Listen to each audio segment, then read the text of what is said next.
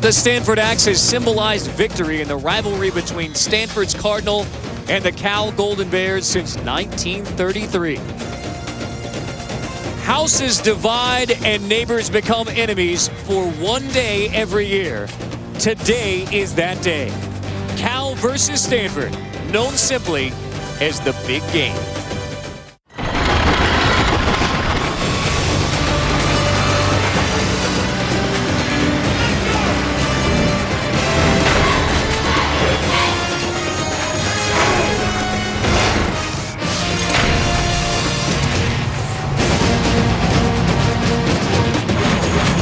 The college football day began in Houston with game day. We close it out with the Stanford Axe on the line in Stanford, California.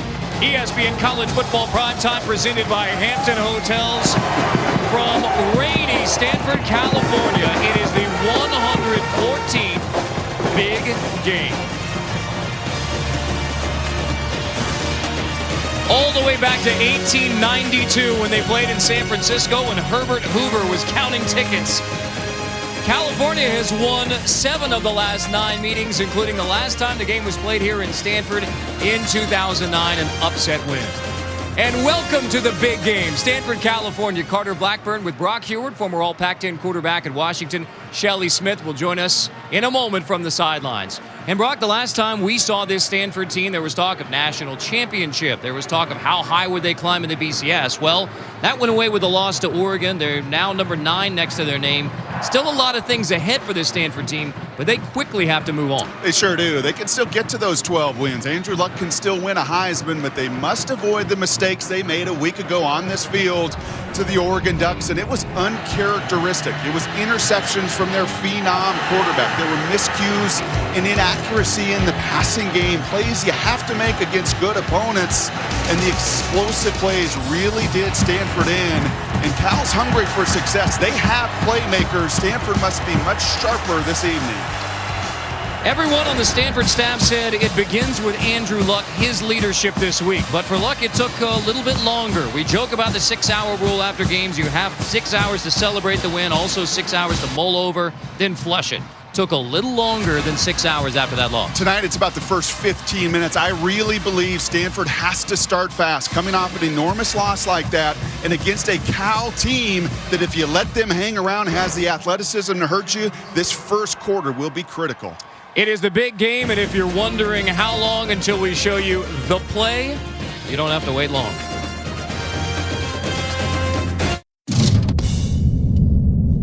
Harmon will probably try to squib it, and he does. Ball comes loose, and the Bears have to get out of bounds. Rogers along the sideline, another one. They're still in deep trouble at midfield. They tried to do a couple of... The ball is still loose as they get it to Rogers. They give it back now to the 30. They're down to the 20. Oh, the band is out on the field. He's going to go into the end zone. He's going into the end of the Bears. The Bears have won. The Bears have won. Well, if we have a play, a call half as good as that one, it'll be a great night. There is Joe Starkey on the call tonight for the 114th Big Game. Rod Gilmore, our own Rod Gilmore, was on that team, the Stanford team, protesting that a knee was down. It is still an item of protest between Cal and Stanford. It is indeed the Big Game. Cal trying to get a big win at the end of their season. For more on the Bears, let's check in with Shelley Smith. After Cal lost to UCLA on October 29th, players and coaches held a meeting to clear the air, and they vowed right then to work harder, get better, and turn things around. Well, they've won 2 in a row, and a win tonight against their arch rival would go a long way to sending Jeff Tedford and the Bears down what is being called the path to forgiveness after a less than expected season. Missed out on a bowl game a year ago, bowl eligible this year. A lot on the line when you think about bowl projections and BCS and maybe even Rose, but the Stanford Axe is what's on the line in the Big Game between these Bay Area rivals. And wasn't it fun to talk to David Shaw yesterday, a former receiver here at Stanford, remembers all of those games. College football players, these rivalry games stick with you for the rest of your life. For the 114th time, the Big Game. Mike Manuel takes it from the 5. Manuel ridden out near the 27. Let's take a look at our Chick-fil-A impact players when Cal has the football. Starts in the backfield. E.C. Sofele, the running back, career days the last 2 weeks. Tough, even plays tougher, never missing a game in his 3 years. Watch out for 21 Keenan Allen tonight. The sophomore wideout, fantastic size, even better body control. A threat every time the ball's in his hands. Chase Thomas, outside linebacker for Stanford, really sets the edge in the run game and the best pass rusher the Cardinal have. So under center, the junior from Greensboro, North Carolina, Zach Maynard. Play action on first down. Maynard heaving long and caught inside the 30-yard line. First play from scrimmage, it's Keenan Allen, Maynard's half-brother, with a 42-yard gain. What a way to get it started for the Bears. You see immediately why he's our impact player. He's 6'3", he's physical, he's strong. The two are arm fighting all the way down the field. May have gotten away with a little push in the back. Hey, it is a rivalry game after all. Nope. In fact, just a stumble job there by Batamosi. A big play, exactly what Cal wants to begin this game and exactly what Stanford needs to avoid defensively. Fumble by Sofele all the way back to near the 40. Stanford has the football. First 2 plays from scrimmage, a 42-yard pickup, and then a fumble by Cal. Gardner recovers it, and we are underway in the big game.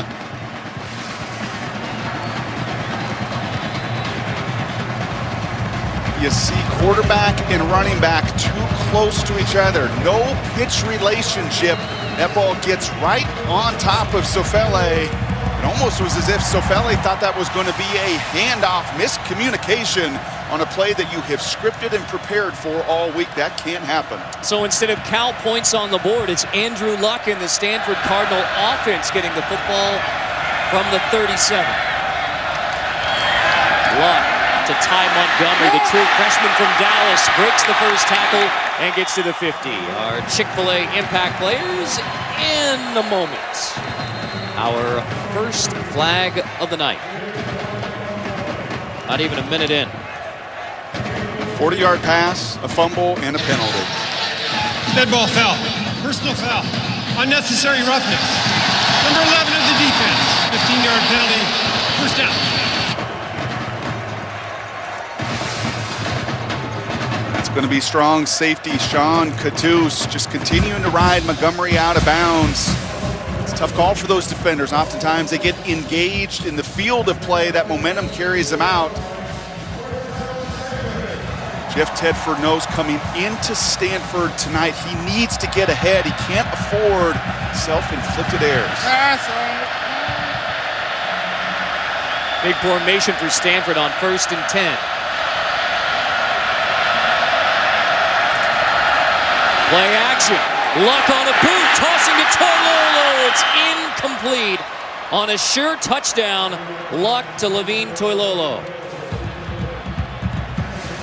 If he was 6'10", he would have caught it. 6'8", tight end, a wonderful job. I love the call and play action pass early. That's the confusion that all of that power game creates for defenses.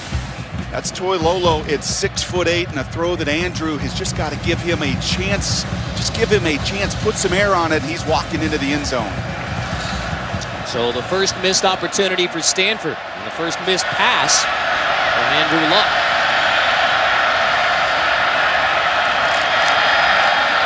Reverse, Montgomery again. Ty Montgomery goes sprinting inside the 10, inside the 5, touchdown Cardinal.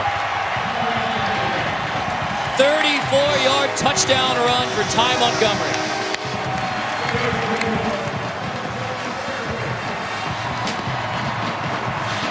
In an emotional game, as all rivalry games are, look at the fast flow of the Cal Golden Bears. Those defenders flying up to make an impact, flying up to make a tackle. Pep Hamilton, offensive coordinator, and David Shaw, perfect unison there, taking advantage of the over-aggressiveness of Cal.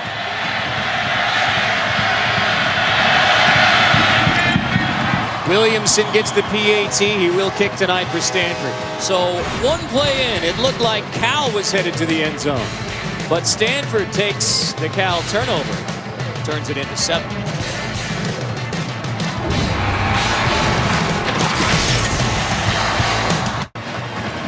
Well, Stanford came into the night rooting for the team who beat them a week ago, the Oregon Ducks, because if Oregon was able to creep into that national championship, then the second place team from the Pac-12 you would think would be Rose Bowl. But USC is throwing another wrench into the BCS plans.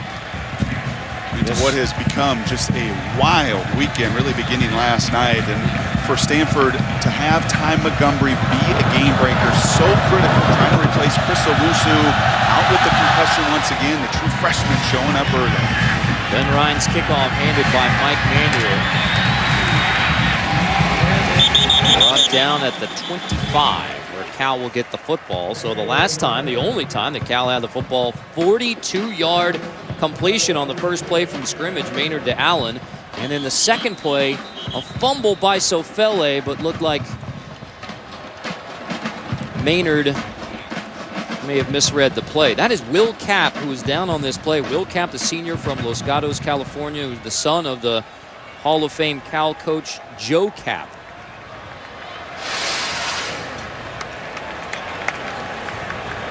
And that's Max Bergen just flying into the back of the legs. Good to see Cap up. And Cal needs him. Cal's really been a totally different team the last couple weeks, finding their identity in the run game through the first 8 weeks of this season.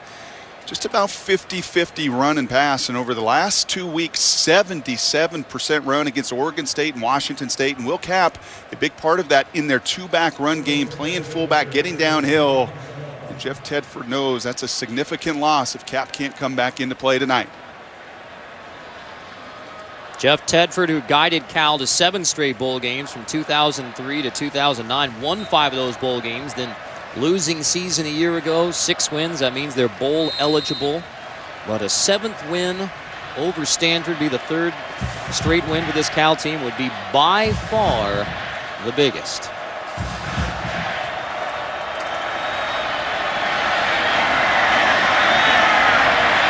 Maynard, the transfer from the University of Buffalo, under center for Cal. Sofele brought down for a loss. We check in with Reese. All right, guys, Taco Bell studio update will start. Oklahoma and Baylor tied at 17. This is after the Bears were stuffed on a 4th down play. Blake Bell scores 24-17. Oklahoma has the lead. USC had just gone up 38-14 on another Matt Barkley touchdown pass. And the former USC commit DeAnthony Thomas fakes the handoff, and he's gone. He housed Oregon, went for 2, didn't get it. 38-20. That game's on ABC. Top 10 teams in trouble, as they have been all weekend long in college football. It's 9th-ranked Stanford with an early 7-0 lead here in Stanford, California. Marvin Jones, the intended receiver there, goes out of bounds. And you're seeing very early if Stanford's going to go into those single safety looks to try to stop this run game. So Feli over 1,000 yards this year, as I just mentioned, really finding that run game identity. You get those one-on-one situations with your big receivers. They hit it early with Allen. Maynard's got to keep that ball in play, allow the 6'3" Marvin Jones to go up and make a play on the ball. Cal faces 3rd down for the first time tonight with 4 wide receivers on 3rd and 11. Allen's lined up in the slot. Maynard looks that way again to Keenan Allen to convert on 3rd down and 11. Allen, who is 8th in the nation, 2nd in the Pac-12 in receptions a game, averaging 110 receiving yards a game, 10th in the nation. And this kid really shows up on film. Maynard could not throw that ball any better to his half-brother, 6'3", and the difference I see with Allen is that body control, understanding how to leverage and utilize that great size and strength he has. 5 wide receivers for Cal on 1st down, including Allen. Maynard on the screen, completes to Manuel. So, Brock, you said Cal effective these last couple of weeks, nearly 600 rushing yards last 2 weeks against Washington State and Oregon State, 2 teams who've been challenged to stop the run all year. But we've seen a lot more through the air from Cal in these first 2 drives. Cal also watched the last couple weeks with Stanford in space, having a trouble defensively, tackling and speed and playmaking. Cal wants to get their playmakers in that open field and see if Stanford can tighten it up defensively. Stanford does have Delano Howe back at strong safety. The only with an injured hand and foot missed the Oregon game. So Fele right through the Stanford D, across the S at midfield to the 45 before Batamosi finally brings him down. Yes, defensive coordinator Derek Mason very pointedly yesterday, the perception that Stanford's not fast enough, not athletic enough when you're facing good athletes in the open field. Missed tackles a week ago against Oregon, a number of those explosive plays, and Derek said, no, we're plenty fast enough. We just have to leverage the ball better and get more and more Stanford Cardinal helmets to the ball carrier.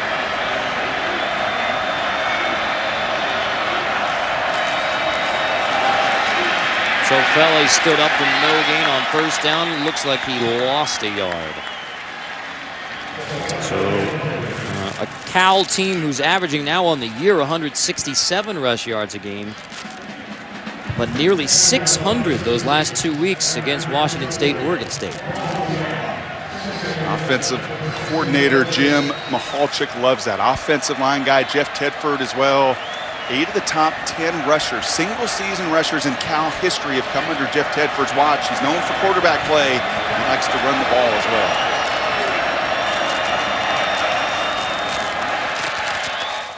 Maynard throwing again, finding Allen again. This one high, no chance for Allen to run after the catch. So back to third down, and it'll be third down and about 7 yards for Cal. Allen already 3 catches, 58 yards.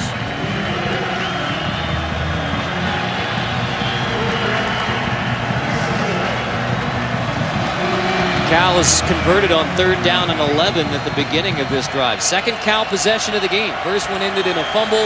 Stanford turned into a touchdown.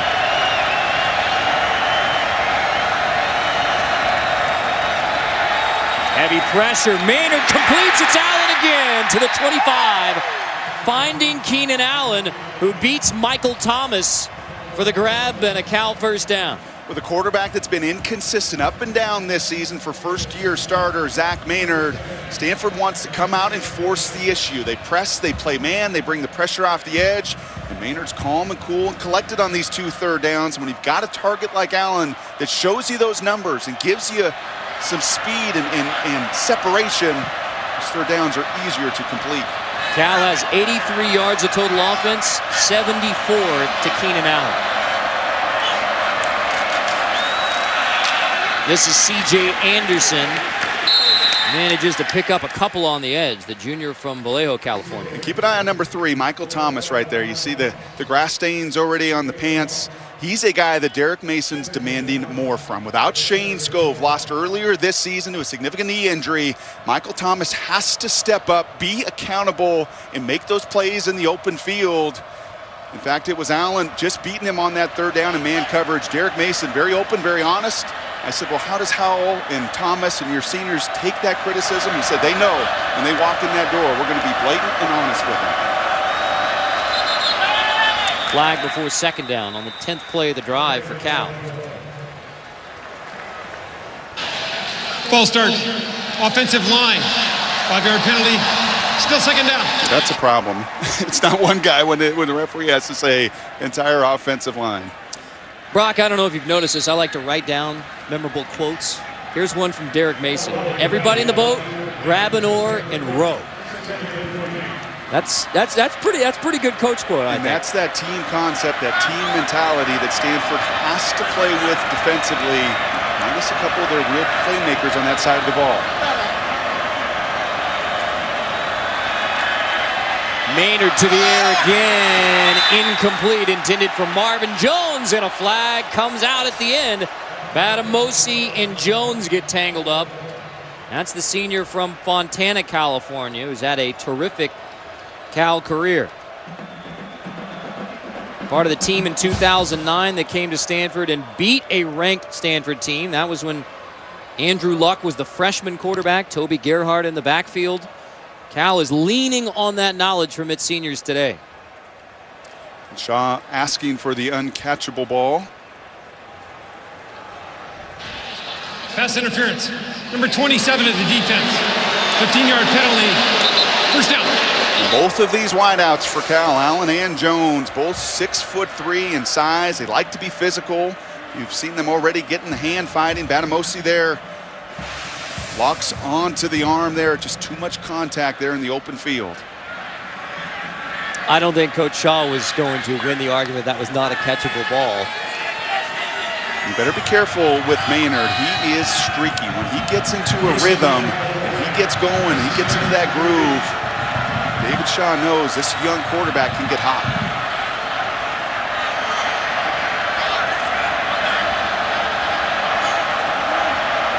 From the 15.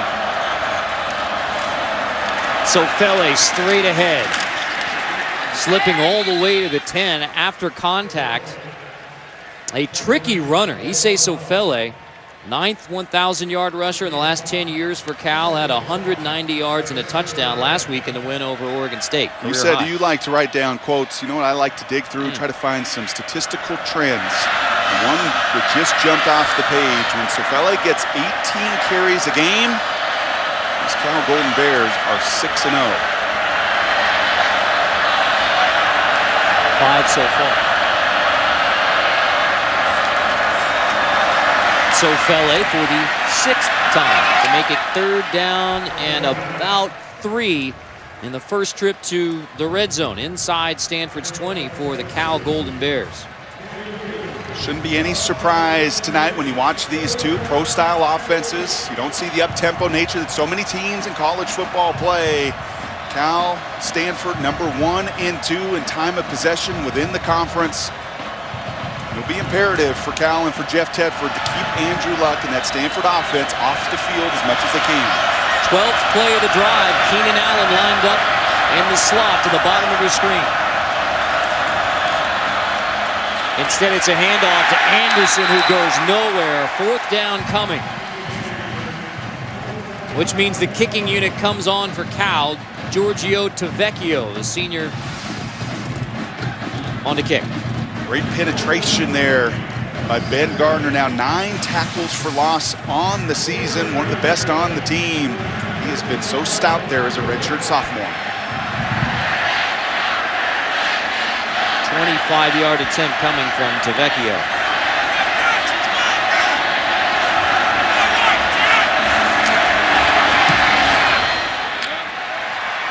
Cal is on the board. Andrew Luck and the Stanford Cardinals get the football when we come back. ESPN's College Football Primetime is presented by Hampton Hotels. At Hampton, we love having you here. Ike's Place on the Stanford campus in Stanford, California. Ike's just recent. That is Ike, by the way. Recently opened in San Francisco. It is already a phenomenon in the sandwich world in the Bay Area. And by the way, when you are on the Stanford campus, as we are now, you're in the municipality of Stanford, California. You hear a lot of people say Palo Alto, Brock. I know you're very educated in all of these matters. And everyone listening across the country really appreciates that clarification, Carter. Thank you. Fun fact number 1 of the night. Vecchio to kick off after his 25-yard field goal at the end of a 12-play drive for Cal.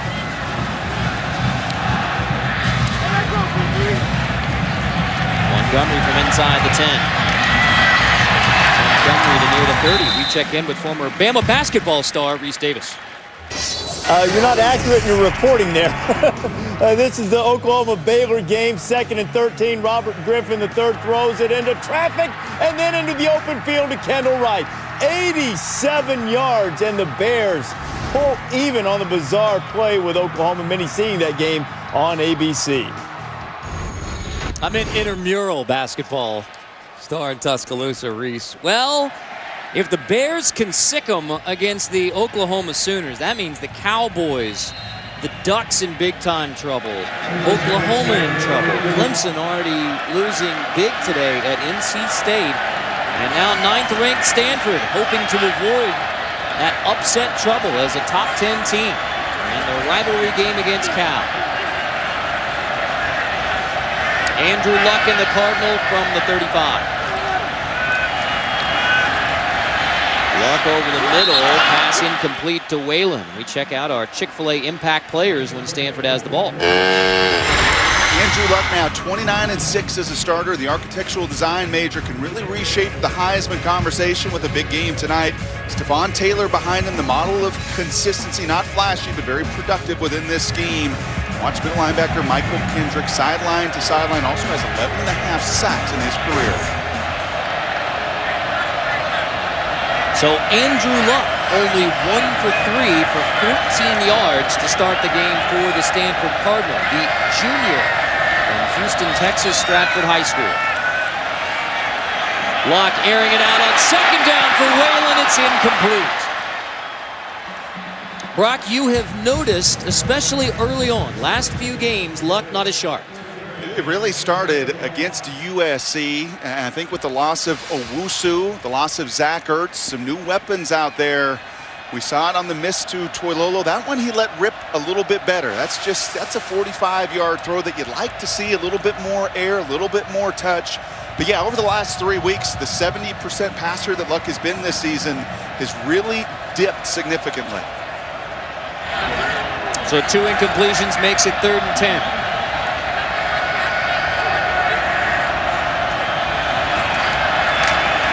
Heavy pressure picked off. Luck's pass is intercepted. Picked off by Williams inside the 20. Williams inside the 10. Williams stretching for the goal line. Touchdown Cal. But flag on the field.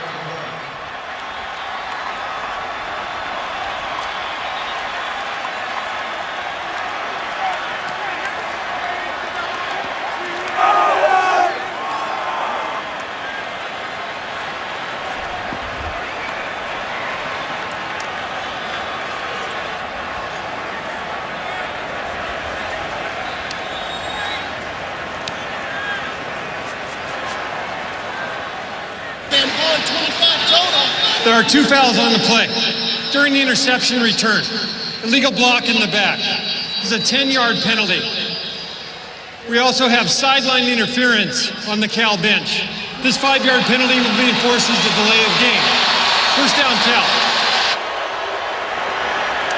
Talk to you about some of these new weapons that Andrew Luck is throwing to. Ty Montgomery, the true freshman outside. He's trying to run the comeback. Well, Steve Williams, this redshirt sophomore cornerback, he sees that route. Montgomery slips. Enormous play, and that's what they're calling the block in the back.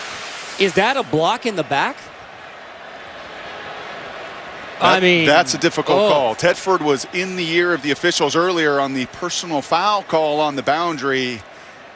I think many times those referees will see how that player falls, and with Luck falling forward there, that action may have dictated that call, but that's yet another there that I'm sure Jeff Tedford will have a conversation or two with the officials about. Now, that's an interception, and that's Luck's 5th interception in the last 4 games. Ty Montgomery fell down on that play on a slick field here. Maynard on first down throws. Speaking of the slick field, Allen falls down. Big issue last week in the Oregon game. The slickness of this field, better condition tonight, but it's still slick. And we were down there pre-game. It had not rained really much of the day. The field in a much better condition than a week ago, where really Andrew Luck and his team dealt with so much rain, so much poor weather. But we've now seen a number of plays. Running backs, receivers slipping. To get your shoulder pads over your toes. Be under control on a slick field. Maynard tossed to Sofele. With Schwartz blocking for him on the outside to make it 3rd down. Luck, prior to the USC game, had 3 interceptions on the season. Has thrown now 5 interceptions in the last 4 games. Well, let's watch tonight with Andrew. As a quarterback, you try to anticipate. You want to throw that comeback on time. You want to throw it before the receiver gets out of his break, and I'm sure that's a discussion there with David Shaw. You got to have that level of trust. But when your receivers are falling, the balls are bouncing off their pads for an interception a week ago, sometimes that trust, especially with new targets, can break down. Maynard to the end zone for Allen. It is caught. Touchdown, Cal. Allen hauls it in. Off the Andrew Luck interception, Maynard to Allen, and the Golden Bears have an early lead at 9th-ranked Stanford.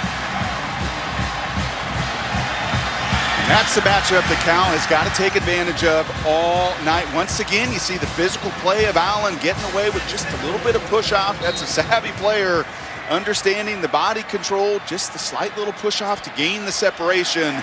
5'11", 6'3", Keenan Allen winning that battle. PAT is good from DeVecchio. 10-7 lead for Cal on 9th-ranked Stanford. Andrew Luck, an interception with a little slip from Montgomery. Cal into the end zone. Another top 10 team in trouble.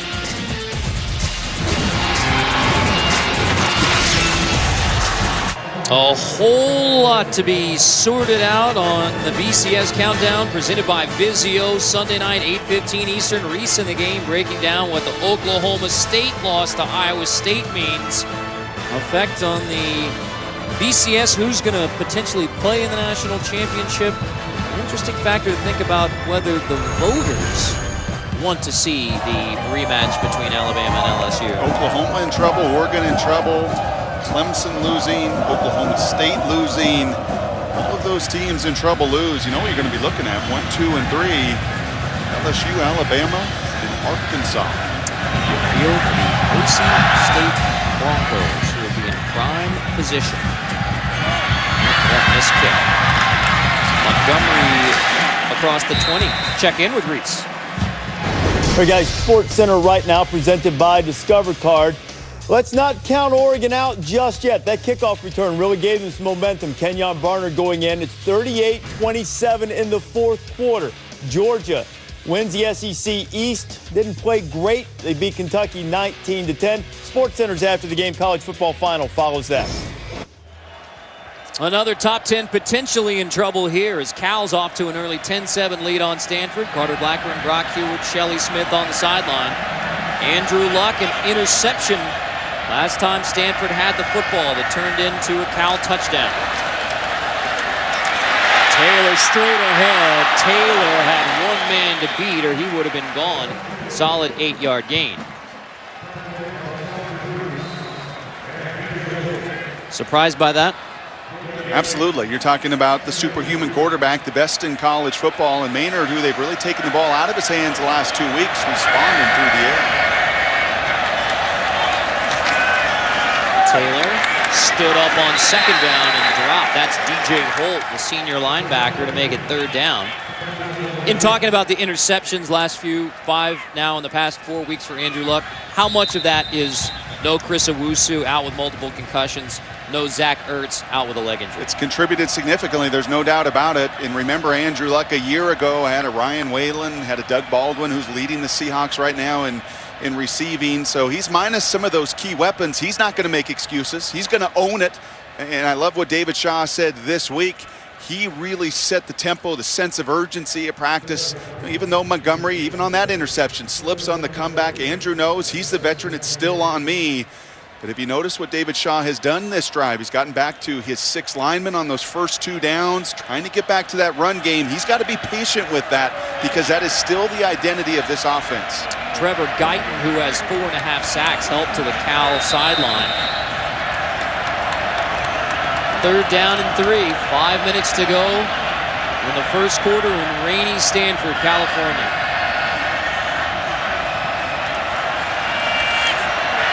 Luck completes to Whalen for a first down, who again slips near the 34. Speaking of, let's check in with Shelley. Yes, this field down here is pretty chewed up. It is very slick. Both teams have brought 3 different sizes of cleats. I have yet to see them change cleats, but I imagine it's something they're going to be looking at. Before the game, I saw Pep Hamilton trying to figure out who was slipping, who was sliding, and which shoes they should start out with. Brock, I'm sure you played on fields that are like this, less than stellar. It's going to get worse throughout the night, too.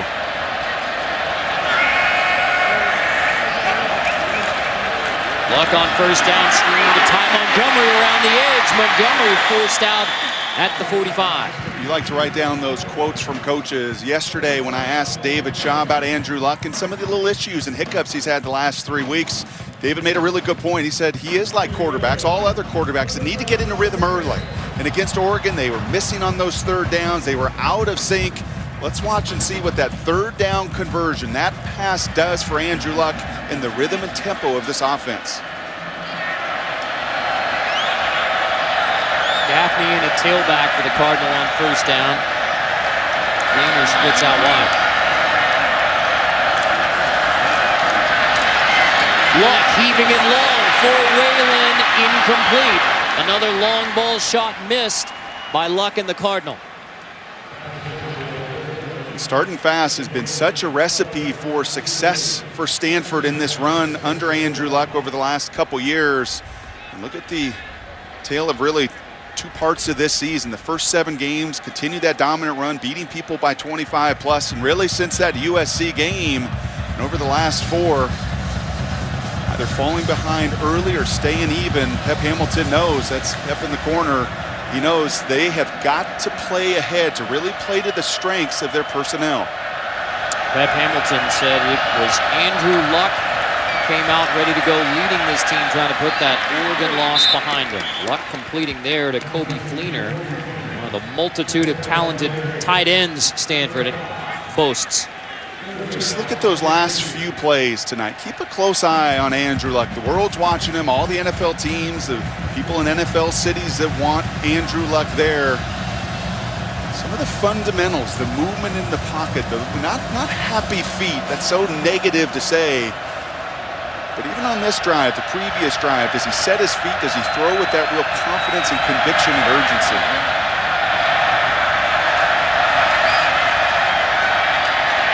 Luck pressured and sacked all the way back at the 30 by Michael Kendricks, the senior from Fresno.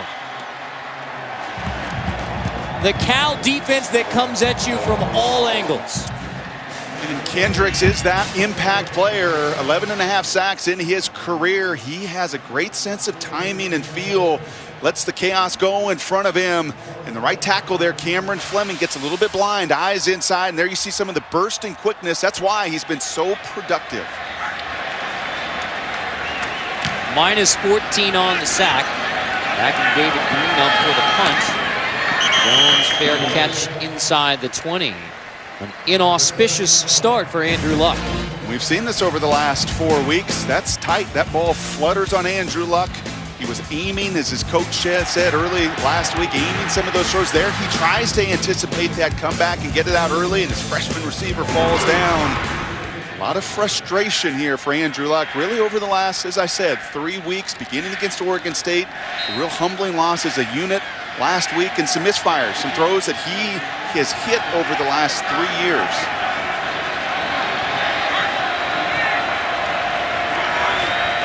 Cal leading by a field goal, gets it from inside the 20. So Fele, the junior running back from Salt Lake City, Cottonwood High School, averages over 100 rushing yards a game, which has been a pleasant surprise and boost for Cal.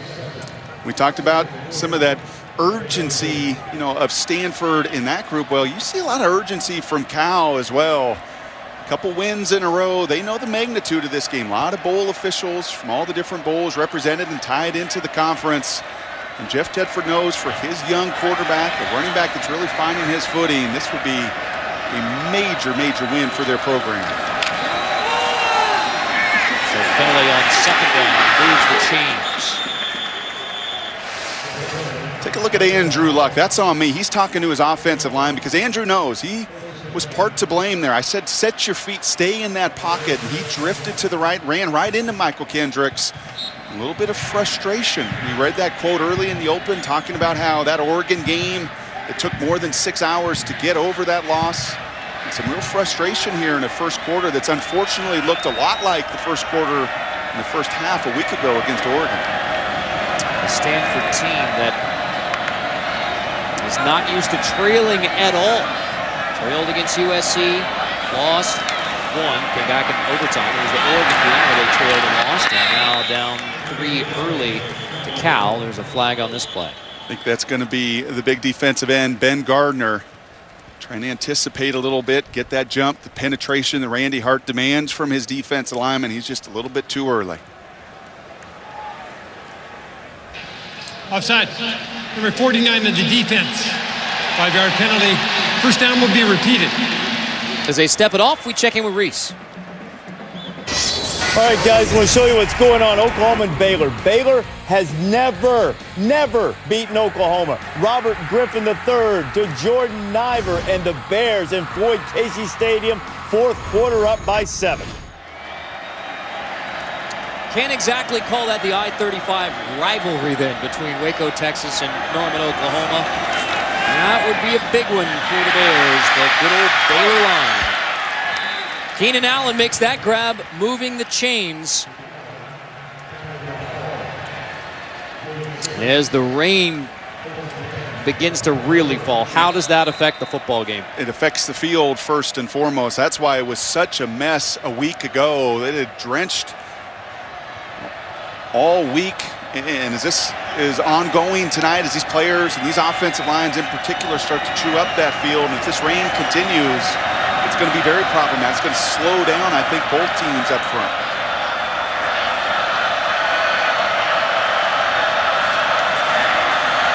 Option. So Fele corrals this one and sprints ahead, diving across midfield. First down, Cal. 13-yard pickup. And you're starting to see some of the diversity of scheme that Jeff Tedford and his staff throws at a defense. Stanford defensively very complex as anybody in the league. And Jeff Tedford, he can match wits with that complexity. We've seen option, we've seen bubble screens, we've seen wheel routes, shots down the field, and Cal being very effective in the first 15 minutes. Oklahoma State has lost. Clemson has lost. Oregon's in trouble. Oklahoma's in trouble. And 9th-ranked Stanford trails at the end of one.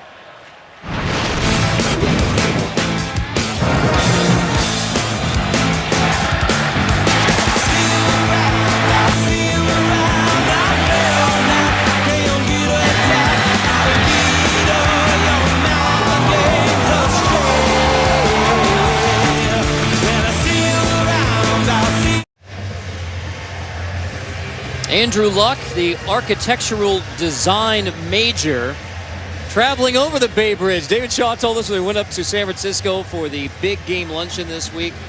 Andrew was breaking down the pounds per finer square points. inch when you look at the engineering and you look at the curvature of that bridge. It's pretty impressive. It was a pretty funny conversation we had with Coach Shaw, the first-year head coach at Stanford, 5th year with the Cardinal offensive coordinator under Jim Harbaugh. But David Shaw saying Andrew absolutely hates talking about himself. You get him on one of those subjects like soccer, Houston Dynamo, huge game this week. As that pass is incomplete, intended for Marvin. Is it caught? Yes, it is. One official said incomplete. Line judge said complete. So Marvin Jones hauls it in, and Cal is threatening again. And they're going to go up tempo, and I love it. You start to get into that red zone, and there you see the athleticism. I mean, that's height. That's 6'3", and a wonderful job by Jones to toe tap, and Cal trying to get this play off before the replay guys can take their looks.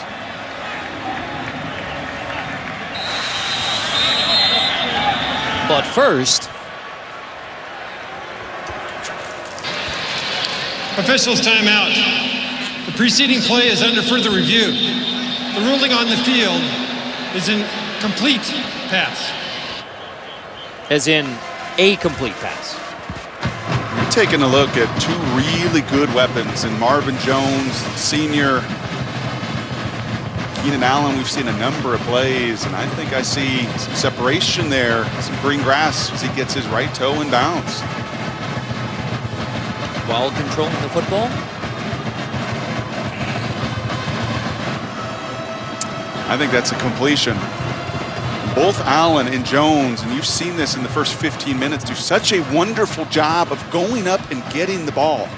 That's just a coaching point for any young receiver. You can gain separation. You don't have to be the fastest. You don't have to be a 4.4 blazer. If you can go up and use your hands and length that you have, you make life awfully difficult on a defensive back. After further review, the ruling on the field is confirmed. First down, Cal. Meaning that the video evidence backed up the call on the field. 5 plays for Cal on this drive. 6 plays for Cal on this drive. 5 have gone for first downs. The Golden Bears moving it quickly through the Stanford defense. They gave up 53 to Oregon a week ago. You can just feel the rhythm and the tempo and the confidence growing right now with Cal.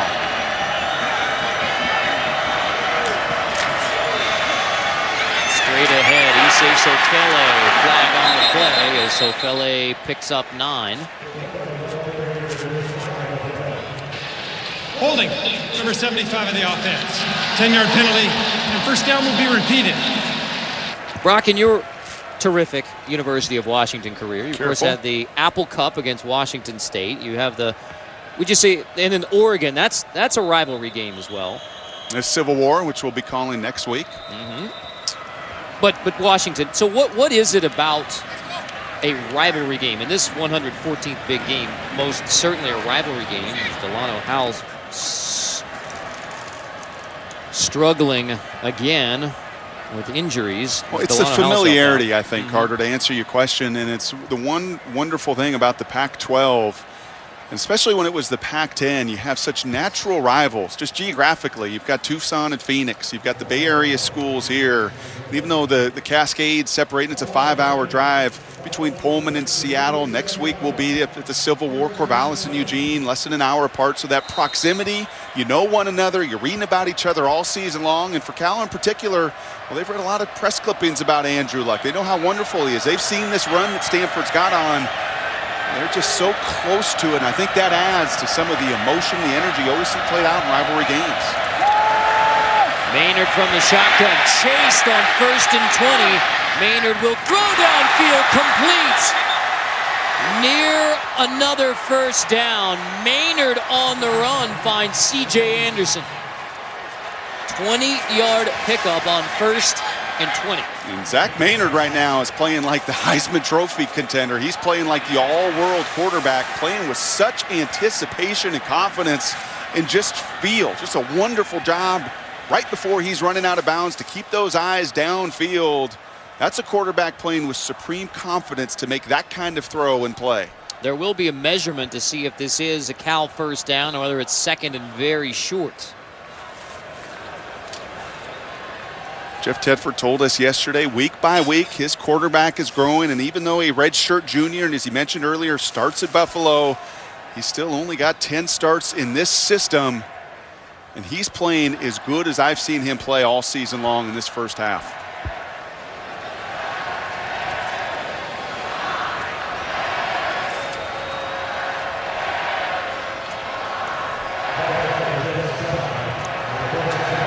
Measurement says it'll be second down and very short for Maynard, the native of Greensboro, North Carolina. Went to the University of Buffalo. When Turner Gill left from Buffalo to the University of Kansas, Maynard decided to transfer to Cal and brought his half-brother Keenan Allen with him. He was committed to Alabama and decided, I think I'll go play with Maynard out there at Cal. There are 5 Greensboro natives on the University of California football team.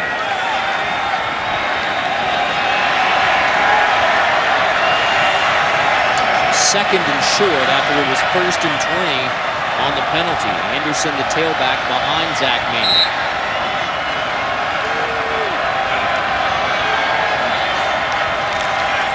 Maynard will keep it. May or may not have gotten the first down.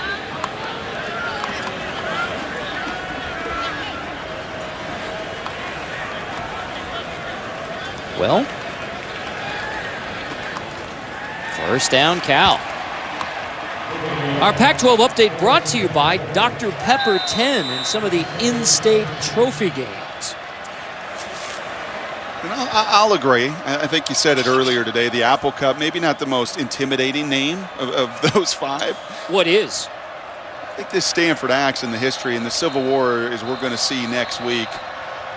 It's what I love about college football. It's what sets it apart from the big boys at the next level is that familiarity, those relationships, those traditions that are born out in a game like tonight. 114th big game played between these two universities. First charge timeout, California.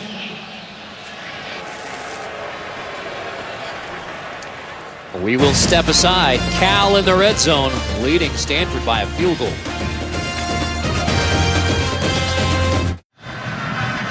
The 114th big game between Cal and Stanford. It's the Golden Bears with an early lead on 9th-ranked Stanford. It is the big game which brings attention all over the world. Kyle Pujols and Chris Harper, Stanford alumni deployed in Afghanistan. Kyle was a wrestler at Stanford. Chris was a gymnast. He mailed this picture this week from Afghanistan with the simple message, beat Cal. Thank you for your service. Currently deployed with Regimental Combat Team 5 in southern Afghanistan. Toss, Jones. Looks like he wants to throw it back to Maynard. Jones is now going to slip and be dropped at the 25 on first down. The first of the trick plays we expect to see throughout this game.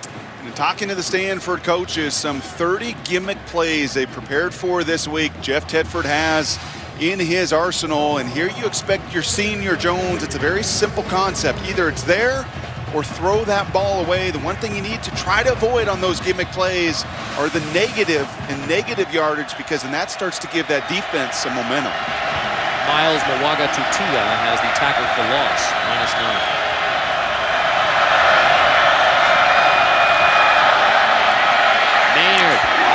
Is caught inside the 10. That's Marvin Jones. The pass was nearly deflected by Chase Thomas, but Maynard finds Jones. He is now 10 for 12 passing. That's a 19-yard pickup. And you're going to see Stanford once again very aggressive, bringing the pressure off the edge. And anytime they've been in these man-to-man coverages, and that's the senior Corey Gatewood. He's played receiver this year, corner. Well, Cal and those big receivers just taking care of that man-to-man. They're winning that battle. Stanford's got to be careful to put those corners out on an island. Look at the time of possession and even just plays. Cal has run twice as many plays on Stanford. First and goal. So Fele inside the 5. We all really wondered coming down here, what would be the mindset of Stanford after such an emotional loss a week ago? How would they bounce back? How would they play? Would there be that energy? Would there be that passion that they brought? And I love the hit, and they need more of that from Delano Howell. But they had to start fast today. It was imperative for David Shaw to put that loss behind him. And they're 3 yards away from staring down another 10-point deficit early in the ballgame. So Fele on second and goal. This will be the first third down that Cal has faced on this drive. They've been getting it done quickly.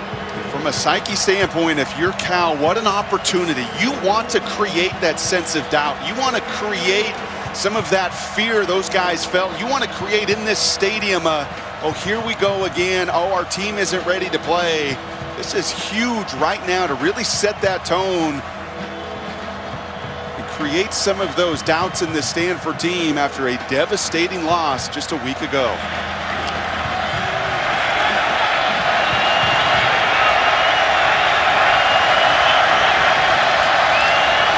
Play action.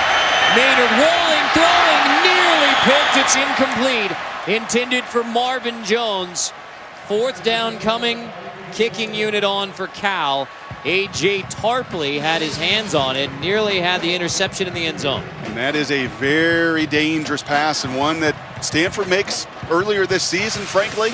Those are the plays they were making defensively to turn it around and take it 99 yards. And those are exactly the plays that Maynard made. 7 interceptions and 2 losses to USC and UCLA he has to avoid. Essentially a PAT here for Tavecchio, but that's been trickier than the field goals had. He's missed 5 PATs. But this one counts for 3. Cal leading 9th-ranked Stanford 13-7. ESPN's College Football Primetime, brought to you by AT&T. Get it faster with 4G. Rethink possible.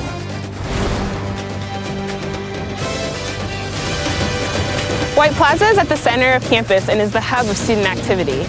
It is bounded by the bookstore, the outdoor auditorium, and Old Union. It also features the Cloth Fountain, which is one of the sites of the Stanford tradition called fountain hopping, where students run around campus and jump into the dozens of water fountains. Welcome to my university. Leland Stanford Junior University. 1884, Leland Stanford, the governor of California, former governor at that time. His son, Leland Stanford Jr., passed away. Decided to turn his horse farm to a world-class university. Leland Stanford Junior University. Montgomery wrestled down near the 22 as we check in with Reese Davis. All right, guys. It is happening in Waco. Baylor has never beaten Oklahoma. Terrence Ganaway through the Sooner defense to give them a 2-touchdown lead. 38-24 under 9 minutes to go. Oregon has come all the way back. Ducks about to line up to try to tie it with a field goal. This was after an unforced fumble by Mark Tyler of USC inside the Oregon 10. Down to the wire in Eugene, the Oregon team who defeated Stanford a week ago. And I'm sure the celebration is underway in Waco, Texas. 8:27 left to go in that one. Anthony Wilkerson on first down for Stanford. Shoved out as he crosses the 40. The sophomore home run threat in the rotation of backs for the Stanford Cardinal picks up 20. Well, you wondered about Oklahoma and their mindset when they watched Oklahoma State lose, knowing that really hurt them as well. We're talking a bunch about David Shaw and the mindset of his team, and I love this. Come back to your power football, the identity of your group. Andrew Luck handing off again on first down. It's Wilkerson. Kendricks there on the stop. When times get tough, the best coaches that I've ever been around, when you're in losing and you're trying to overcome difficult circumstances, get back to what you know. Get back to those basics. We're comfortable. We have built this team on an identity of big physical offensive linemen, power run game. Over the last 3 years with Andrew Luck, the starting quarterback, those big guys, David DeCastro, Jonathan Martin, have run the ball 59% of the time. You got to stick to your identity.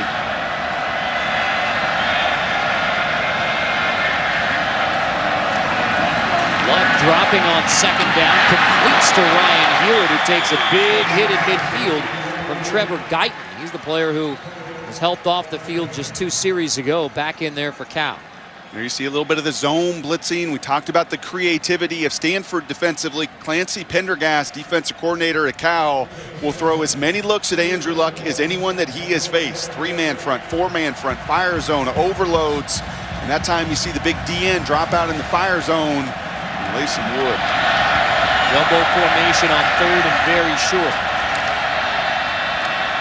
Jeremy Stewart appears to have the first down. He's the 5th-year senior from Baton Rouge, who's the short yardage back for Stanford. We'll see at least 4 tailbacks for the Stanford Cardinal. Part of the reason you get back to that identity is it just calms everyone down. It creates that sense of belief that, yeah, we can do this, and I love it. Once again, you see the 6 linemen on the field, big heavy package.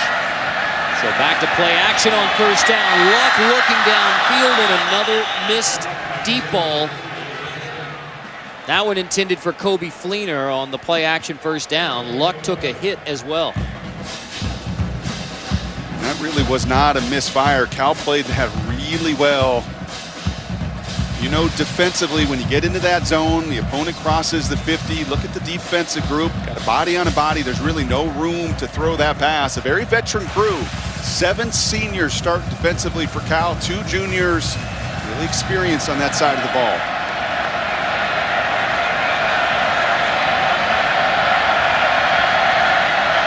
High backfield. Play action again on second down. Luck on the roll. Luck's gonna tuck it, scramble, short of a first down. Third down coming. In the 114th big game between these Bay Area rivals, Stanford and Cal. 2 years ago, Cal came to Stanford and beat a ranked Cardinal team. There's a number 9 next to Stanford's name, but it's Cal with a 6-point edge nearing the midway point of the second quarter.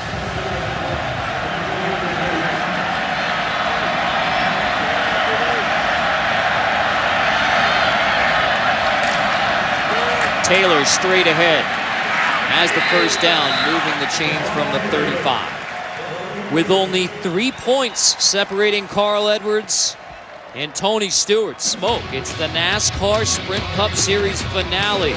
Ford 400 Homestead Miami Sunday on ESPN. Our coverage starts at 2 Eastern. Last race in the chase for the Cup. Carl Edwards on the pole. Play action on first down. Out of the backfield, Ryan Hewitt. Moving the chains again. When Stanford gets that power run game going, first down opens up a lot of opportunities. That's exactly right. You just slow down the opponent. It's body blows. It's giving those linebackers and those safeties something different to look at down in and down out. And even though it looks simple and it looks like a big goal line package, there's a lot of adjustments that group has to make defensively, who they account for. And then ultimately, any time you can run it, it sets up that play action pass.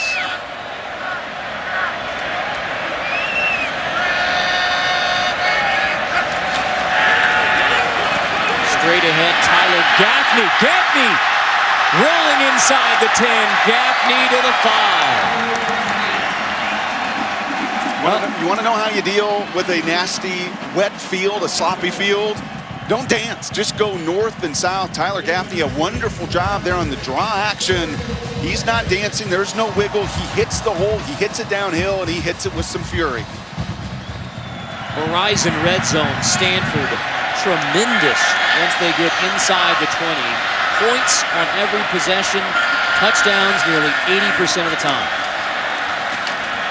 Gaffney inside the 5. Gaffney into the end zone. Even at 13 with the PAT coming. Stanford says we don't want to join that list. Oklahoma State, Oregon, Oklahoma, Clemson. That was a really big drive in a game that Cal has largely controlled through the first quarter and a half, reestablishing the line of scrimmage, reestablishing that power run game. That was a really enormous drive from a psyche standpoint for the Cardinal. Jordan Williamson on for the PAT. 14-13 in the 114th big game. Like the Stanford fight song says, give a cheer for Stanford Red throughout the land.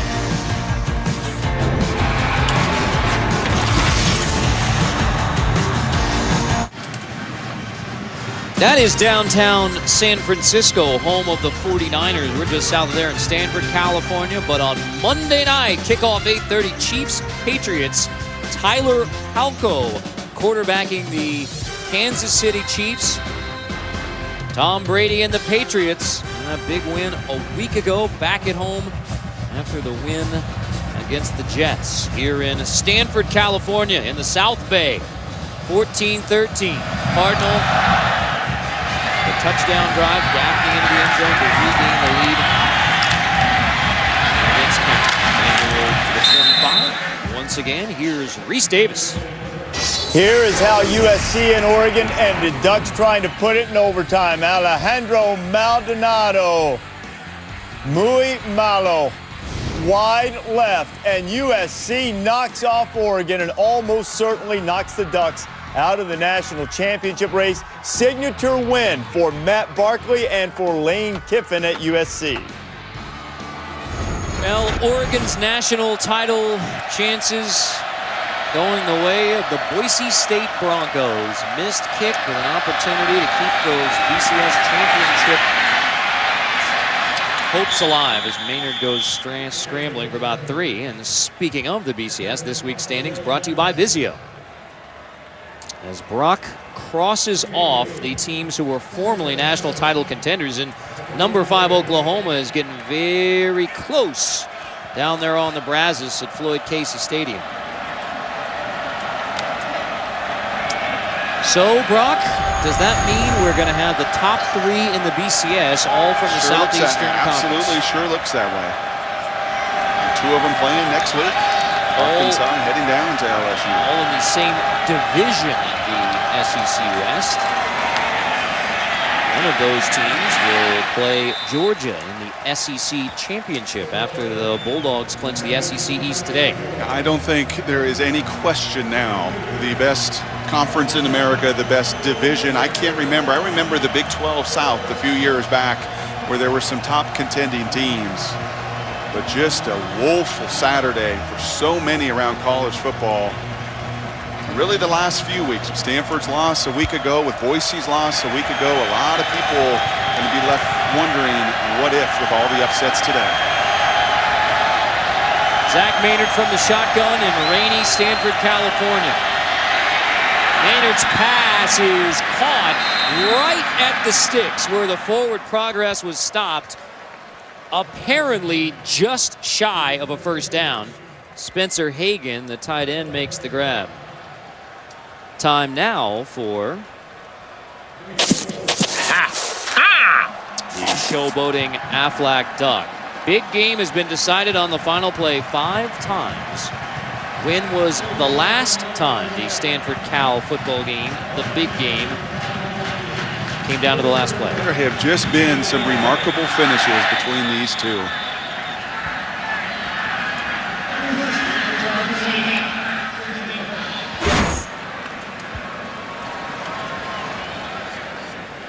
Timeout, Stanford. Step aside. The latest kickoff in the big game history. On a rainy night in Stanford, California, Cal led this football game 13-7 before Stanford scored a touchdown on its last drive. And the Cardinal will get it right back if Anger punts it away. And he does. Good kick. Anger's a terrific punter. He fields that inside the 20. Well, if you're just joining us from that terrific game in Eugene between USC and Oregon, this is the big game. Cal and Stanford, 114th time back to 1892 when they played in San Francisco on Haight Street. And Herbert Hoover was counting tickets. It was a record-setting attendance day that first. And there is the Stanford Axe, and it is guarded extremely tightly during big game week. It is the Stanford. It started with baseball, actually, even before it was awarded beginning in 1933 to the winner of the football big game. Carter Blackburn, Brock Heward, Shelley Smith. Stanford, California. Andrew Luck handing off to Stephon Taylor on first down. Taylor, who has gone over 1,000 rushing yards in this game. Junior from Mansfield, Texas. In 113 years of football, and some of what Stanford employs offensively is very similar to what you saw in the 30s and the 40s and the 50s.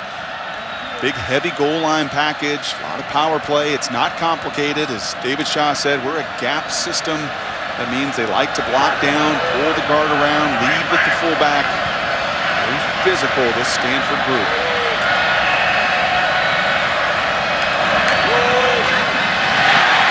Give it to Taylor again for a Stanford first down. He was down. So Taylor, for the second time, going over 1,000 rushing yards. He did it last year, does it in his junior season, so joins a very small list of Stanford backs. They've gone over 1,000 rushing yards twice in their career. Nelson and the Heisman Trophy finalist from 2009, Toby Gerhart. And with 25 touchdowns, is 4th on the all-time list, 6th all-time as a leading rusher. Will have a chance next year in a senior year with a new quarterback, I'm sure, to see plenty of carries as well. Gerhardt's senior year, Cal came in here 2 years ago, last trip to Stanford, beat a ranked Cardinal team. Trying to repeat the feat tonight. Block complete on first down. Kobe Fleener takes it to the S at the middle of the field. He's without Owusu, he's without Ertz, he has some new weapons around him, but Fleener is the security blanket. There's a lot of comfort between the two. And that's well thrown right over the linebackers in front of the safeties. Missed some throws in that first quarter. That's the best throw yet from Andrew Luck. And there you see Chris Owusu, unfortunately, a number of concussions. Tough hit against Oregon State weeks ago that knocked him out of that Oregon game, and action tonight.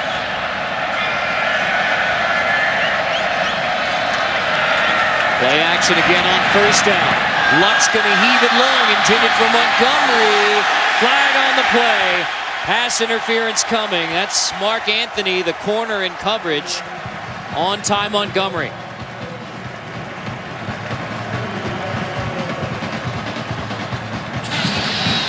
Pass interference. Number 2 of the defense. 15-yard penalty, automatic first down. That's the redshirt junior Anthony against the true freshman Montgomery, who's trying to fill those shoes of Owusu. There's no doubt about that. I don't know what Mark Anthony's complaining about. You can't grab and hold the receiver as he's working back to the football. That's an obvious 15-yarder. Our eye on first down. Hewitt blocking for Stephon Taylor. Taylor all the way down to the 21. We showed you Chris Owusu with those multiple concussions. This is almost difficult to watch because the number of big blows this young man has taken. This is all this year. That's in back-to-back weeks, USC, and then this hit in the Oregon State game. So Chris Owusu is out indefinitely. He is a senior, unfortunately, because of the multiple concussions. That is most likely the end of his football career. And no doubt the Stanford offense misses the deep play threat from Chris Owusu and the tight end Zach Ertz, who is out with a leg injury. A wildcat here from Stanford. Gaffney direct snap. Got maybe a yard. And this is a really big drive now for Cal defensively. You have held your own in moments. You have been very stout up front. You're coming into this big game, a lot of the emotion. You know what you're facing in Stanford after their tough loss a week ago.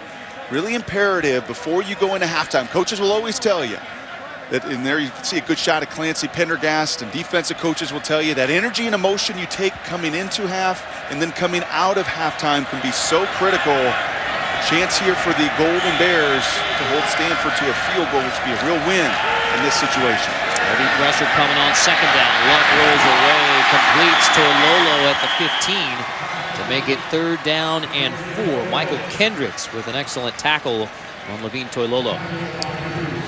See a little more conviction here with Andrew Luck. Another very tight window, 6'8" target. Throw it down and away, give him a chance. Set yourself up for a much more manageable 3rd and 4 situation where running and throwing are available. All 3 of those conversions for Stanford have been very short on 3rd down.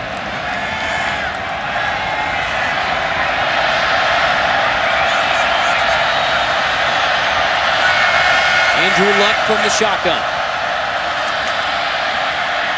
To the end zone. Incomplete. Intended for Montgomery. Steve Williams there in coverage to make it 4th down. That's a really long throw all the way across the field, and one that Andrew's got to get up a little earlier. You see the double move. Montgomery gains some separation. That ball is underthrown. You'd also like to see the young receiver just work back towards that ball. If you're not going to get it, that DB will probably run right into you and through you to at least draw the penalty. But Andrew's got to get that ball up earlier into the back pylon. Jordan Williamson, who has missed the last couple of weeks because of a nagging leg injury, on for the field goal. Redshirt freshman from Austin, Texas, misses for just the 2nd time this season. Stanford leads by a point, but a Williamson missed kick keeps this tight with less than a minute to go in the half. And that looked like an overzealous kicker there that was just anxious to get to the ball. As you reference, he's been dealing with a muscle strain this first game back after missing a number of weeks. Just like those golfers know, so critical, the timing and tempo of your swing. He just got on top of that and yanked it. Well, who knows if we're headed to the last play of this game. That would be fun. But we asked you earlier. Big game decided on the final play 5 times. Last time it occurred in 2000, an overtime game, 36-30, Stanford on Cal. So Fele dropped for a loss. We check in again with Reese. All right, guys, coming up at halftime, the Ducks go down in dramatic fashion. You will not believe what's going on in Waco. Oklahoma, they think they have a touchdown. It's rolling on the field. Bob Stoops looks like he's going to go for 2 in the lead with less than a minute to go, and divisions clinched all across the country. So we thought nothing was going to happen today. Chaos reigns supreme. See you in a bit. It is going to be a loaded Wendy's halftime report, keeping up with all of the upsets. Oklahoma State, that was last night. Oregon, Oklahoma, Clemson, Florida State.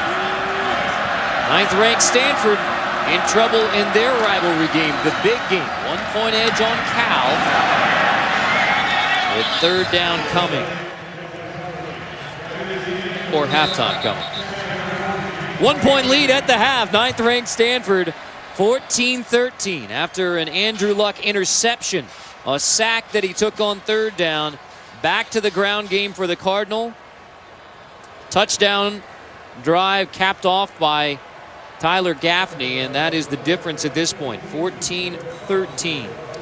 114th big game. And I think a very physical game, what you anticipated. Andrew has missed some throws, still trying to get comfortable after the first 30 minutes. Shelley Smith with Cal head coach Jeff Tedford. All right, Coach, what are you doing? How have you been able to control the time of possession? Well, we've been able to convert some third downs, which is key because they're really good on third down. They leave the conference in that. So we just have to continue to do that, convert some third downs, be positive on early downs with runs, stay in manageable situations, not long yard situations. Big stop this last drive. How do you turn that into momentum for you guys?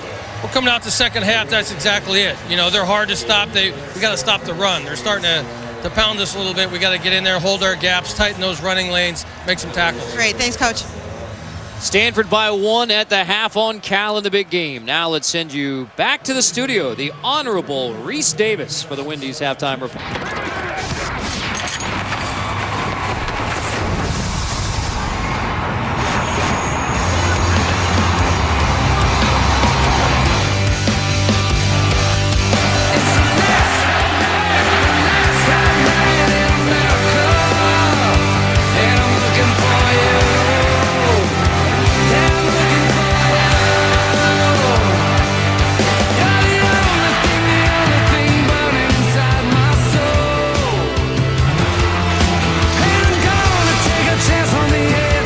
On the wildest night of the college football season, one more good one involving a top 10 team. Ninth-ranked Stanford with a 1-point lead at the half on Cal. Carter Blackburn with Brock Hewitt, Shelley Smith on the sideline. Well, it is Stanford by 1. Stanford has the lead in this game, but it is without question not the sharpest Cardinal effort, including Andrew Luck. Everything we thought we knew about college football, throw it out the window. And you thought tonight Andrew Luck would be spectacular, that he would bounce back, that he would be sharp.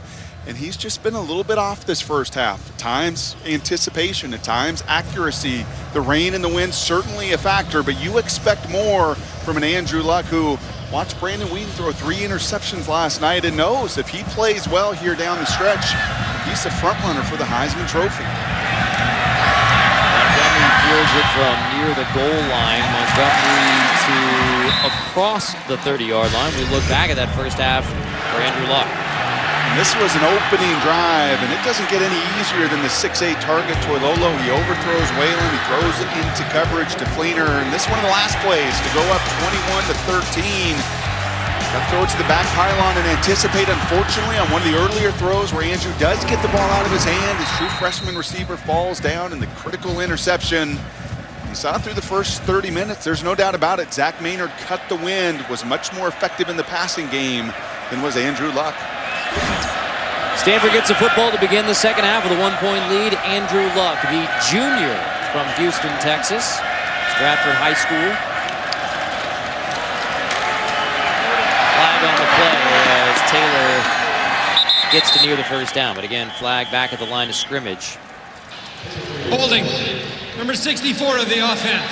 10-yard penalty. First down will be repeated. That's the redshirt junior Schwartzstein. You heard Jeff Tedford talk about going into halftime how David Shaw and that play sheet started to pound on Cal, started to establish more of that run, put together some good drives.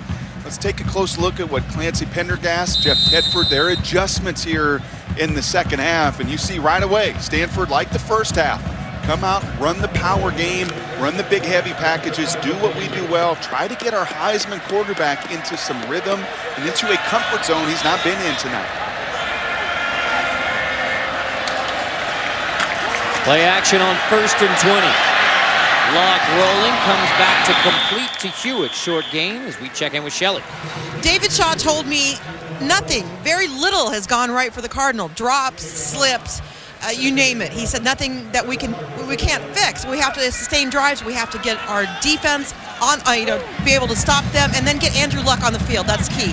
As for the field, he said it's slick, but it's slick for them too. We have to find a way to stay on our feet. So you expect more then of the power run game because of the field conditions like north and that. south. Yeah, and you see Luck fall. Toilolo, his number 2 in that progression, actually slipped and fell. He had nowhere to go, did Andrew Luck. 1 second on the play clock. Luck barely gets it off. Throwing. The slant is caught. For Stanford first down as Montgomery breaks tackles and gets across the 50. 19-yard pickup. And that was a throw with some conviction, and you're going to see the Cal Golden Bears, the underneath coverage, run right smack into one another. They try to anticipate the route. The recognition is there. You saw Andrew throw that ball early, throw Montgomery open. Hard to do at times with a true freshman that we've already seen slip tonight. He's dropped some passes. Andrew's got to show a lot of confidence in these new young pieces around him.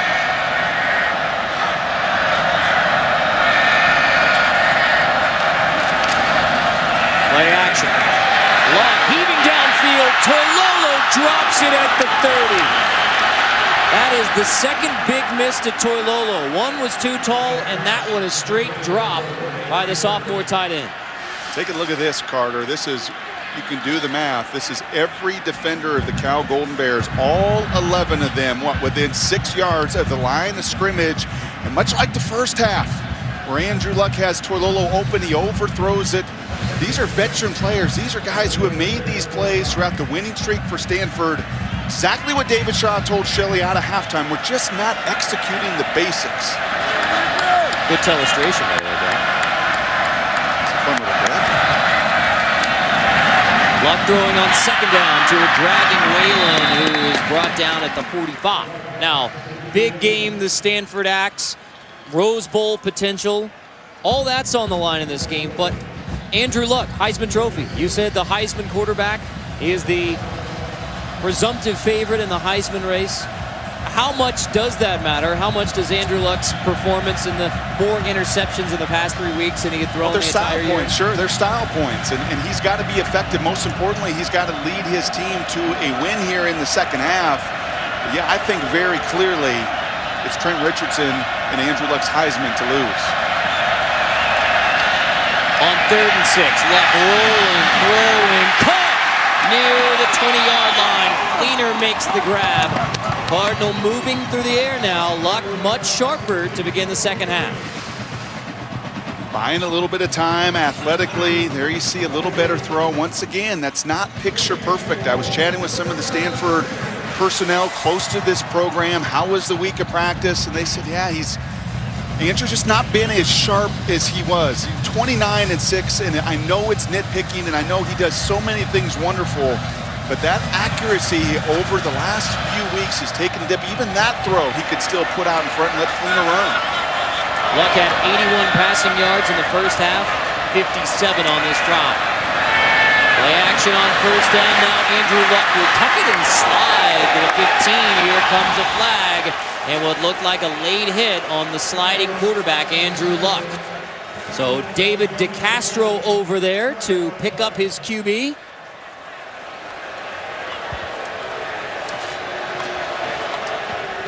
After the play was over, personal foul, unnecessary roughness.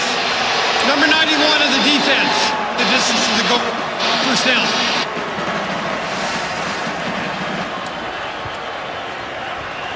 And that's the redshirt sophomore DeAndre Coleman from Seattle, Washington. Jeff Tedford doesn't like it, but you go into a sliding quarterback with your forearm into his head. That's going to draw that penalty. Making it first and goal, Stanford. Cardinal had scored points on every trip to the red zone. They try a trick play on first down. Inside give to the fullback Minkin for just a couple.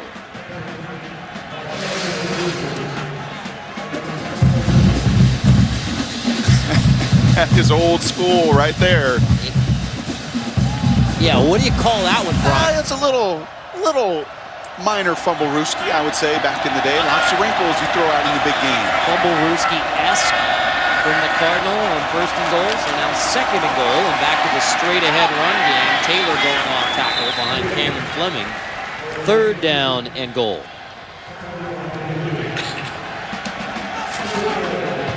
This turns into a really big 3rd down to begin the second half. See the knee brace all out of whack. I'd like to see Andrew, frankly, scramble a little bit more. It's a strength of his that he's limited this season. Remember, Stanford missed that field goal going into halftime. Been so good scoring touchdowns down here. Important for Cal to find a way to force Stanford into another field goal attempt. Leg lock at 10.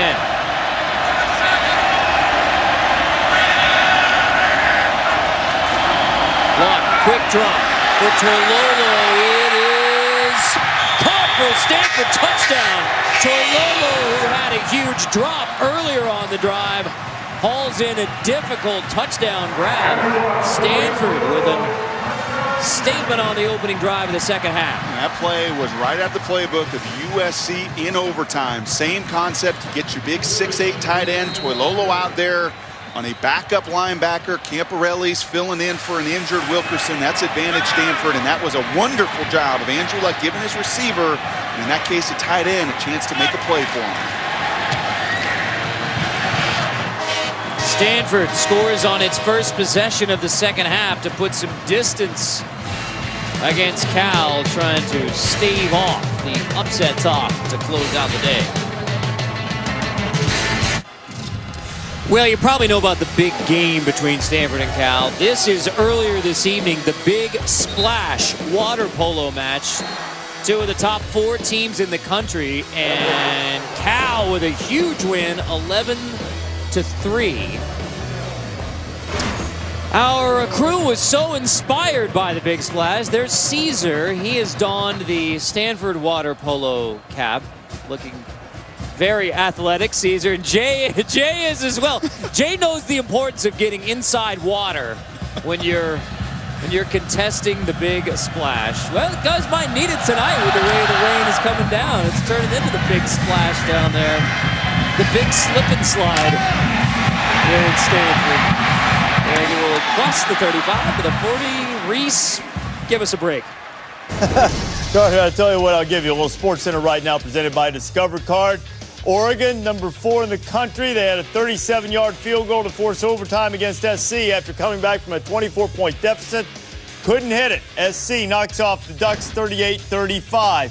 Robert Griffin III, he is a big-time Heisman candidate now. 479 yards, including that winner with less than 30 seconds, 45-38. Baylor beats OU. Celebrating at Georgia's tonight in Waco. No doubt, first win over Oklahoma. Maynard on first down manages to get just a couple. Well, look at this. Let me get out, since you liked my drawing earlier. How about this? Look at what happened in college football today. And you have Stanford in a dogfight right now. So that means... Have you ever seen a weekend like that? Is there any doubt when the BCS standings, those brought to you by Vizio this week, when they come out tomorrow night, it's going to be 1, 2, 3, LSU, Alabama, and Arkansas? I don't know how it can be any other way. BCS standings, 8:15 Eastern tomorrow night on ESPN. Maynard on second down, throwing tips and incomplete. That's Corey Gatewood who got a hand on it, forcing 3rd and 8 on the first Cal possession of the second half. Really nice play. The receiver turned DB around and on the farm a long time. He's seen that concept. That's just a smash in front of you, corner route behind you, trying to get that corner into no man's land, and some of the length there of Gatewood. 6 foot tall with those long arms, knocking it away and forcing Cal here into a very critical 3rd and long to begin the second half. Keep an eye on number 21 for Cal, Keenan Allen, who's lined up in the slot. On the bottom of your screen, low snap, Maynard corrals. Now Maynard is going to scramble and be sacked from behind. Ben Gardner, the junior from Wisconsin, got to Maynard, forcing a 3 and out on the first Cal possession of the second half. And a really high compliment did Derek Mason, defensive coordinator, give Ben Gardner. I said, who was it? Who were some of the guys that that led this week, that tried to get that sour taste of Oregon out of everybody's mouths, and he pointed to Ben Gardner. We saw the tackle for loss earlier. There, the sack on Maynard, just a redshirt sophomore, assuming some of those leadership duties, and more importantly, not just vocally saying it, but getting it done on the field.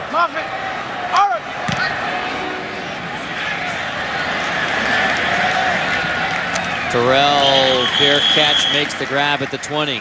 Touchdown pass last time Andrew Luck had the football. It'll be Cardinal ball when we come back.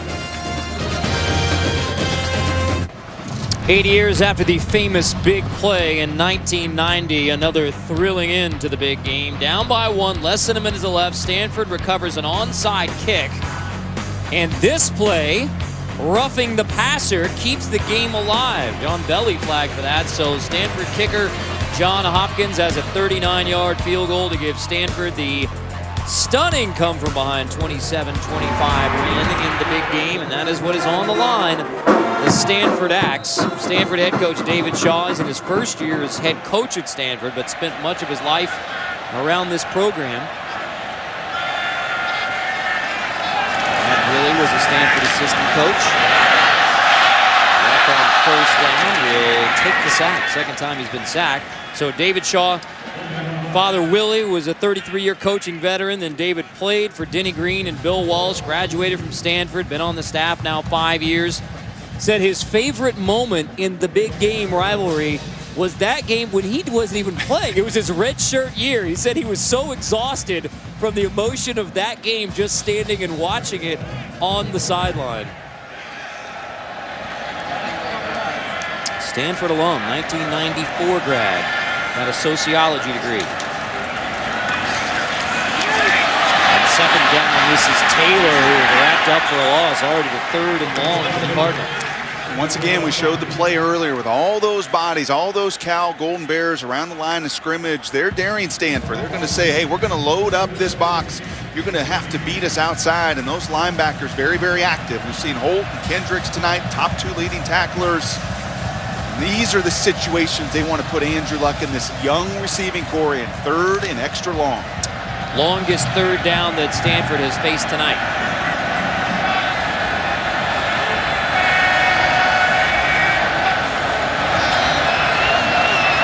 Andrew Luck on 3rd and 14, setting up the screen. Stephon Taylor goes sprinting ahead, knocked out of bounds at the 40, moving the chains on 3rd down and 14.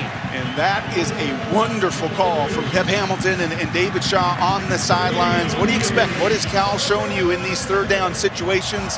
Lots of pressures, the stunt, the blitz. You buy a little bit of time. That athletic offensive line gets out in front on 3rd and 14. You move the sticks with a screen pass. That's well designed and well executed.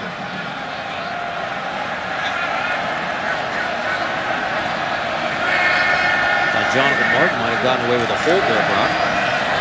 Tyler Gaffney and a tailback goes jumping over a Cal defender to get to the 50. It's remarkable what those 3rd and long conversions, especially on a screen pass, can do. It can just take the wind right out of the sails of a defense and get you some bounce in your step to an offense. You did everything right on those early downs. You put Stanford in the situation you want them. You dial in the blitz. And boy, that can really build some confidence and mojo there for your offense. Let's see if Cal can respond defensively after the big giveaway. Luck heaving long on 2nd and short. Torlolo holds it in inside the 20. Torlolo down at the 10-yard line.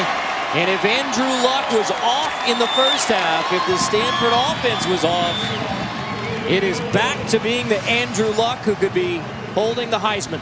That's as good a throw as you're going to make. We've seen him overthrow those corner routes, underthrow. You're exactly right. And I'm sure at halftime there was a conversation between coach and quarterback. Just relax. Everyone was a little bit too tight in that first half, squeezing the ball too tight, drops, incompletions. And there you see the difference in the second half, and that's what really good players do. They put past mistakes behind them, and they push forward. Play action on first down. Wide open Ryan Huey into the end zone. Touchdown Stanford. A pair of touchdown passes from Andrew Luck as 9th-ranked Stanford taking command in the big game.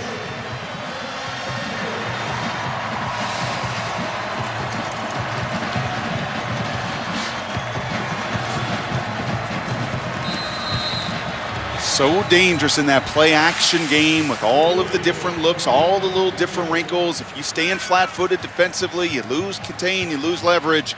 Luck's going to make you pay now. Just one touchdown behind by the name of John Elway, all time in the history of Stanford.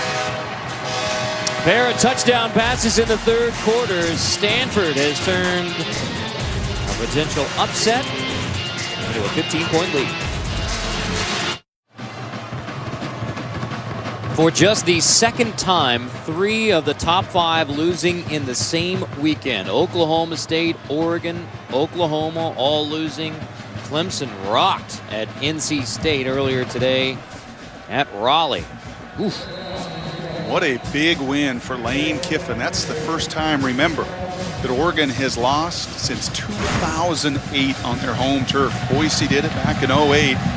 Lane Kiffin really establishing himself a marquee win there for the men of Troy. There's going to be a lot of leagues that are jumbled. Going to the end zone? Yes, it does. Touchback, it'll come out to the 20. So there's going to be a lot to sort through tomorrow night on BCS Countdown, presented by Vizio on ESPN, 8:15 Eastern Time. The top 3 teams in the country are going to be in the SEC West.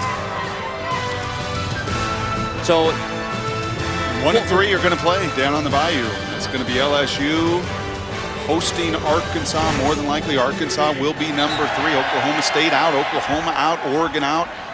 All of those teams here so late in the season. As I said, going to be wondering what if. Boise a week ago, Stanford a week ago. Just incredible turnover there in the top 10 in the country.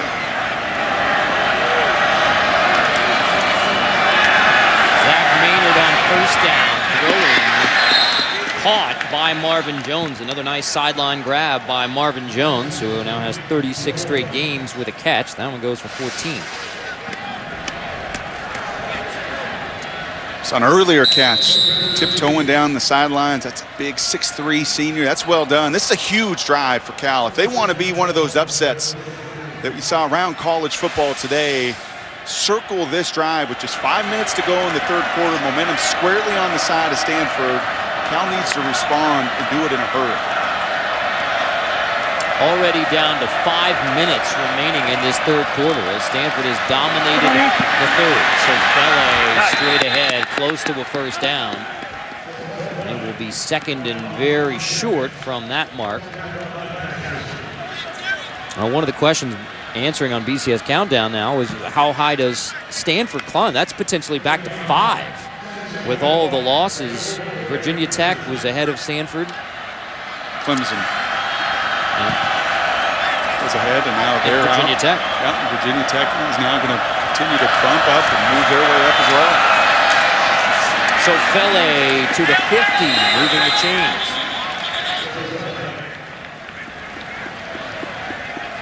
So, as Stanford said all week, Oregon loss, have to put it behind us because there's still a lot of big goals. I mean, it kind of helps, you think, for Stanford to have the big game, have Cal coming into their place to focus on rather than the loss? Sure it does. And the fact that you can get to 10 wins and you can get to 12 wins and you can accomplish some great things as a senior class, and Andrew Luck can break records and win a Heisman. As we said in the open, there's still so much here for the Cardinal left to accomplish. On first down from the 50, play action. Maynard tipped and incomplete. Allen had a couple hands on it. One of the rare times that he will get his hands on the football and not haul it in. But if this was a wild weekend, you also have in this league the Civil War next weekend in Eugene, Oregon State, Oregon, with the Beavers not going to a bowl, losing season, a chance to play spoiler Rose Bowl.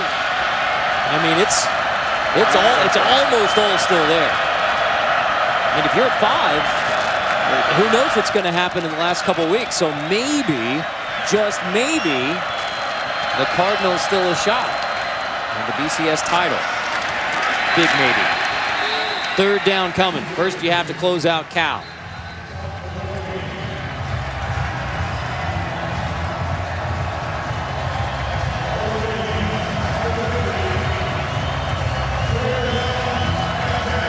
Stanford has gone to a lot of blitz on third down, and Cal made them pay in man-to-man situations.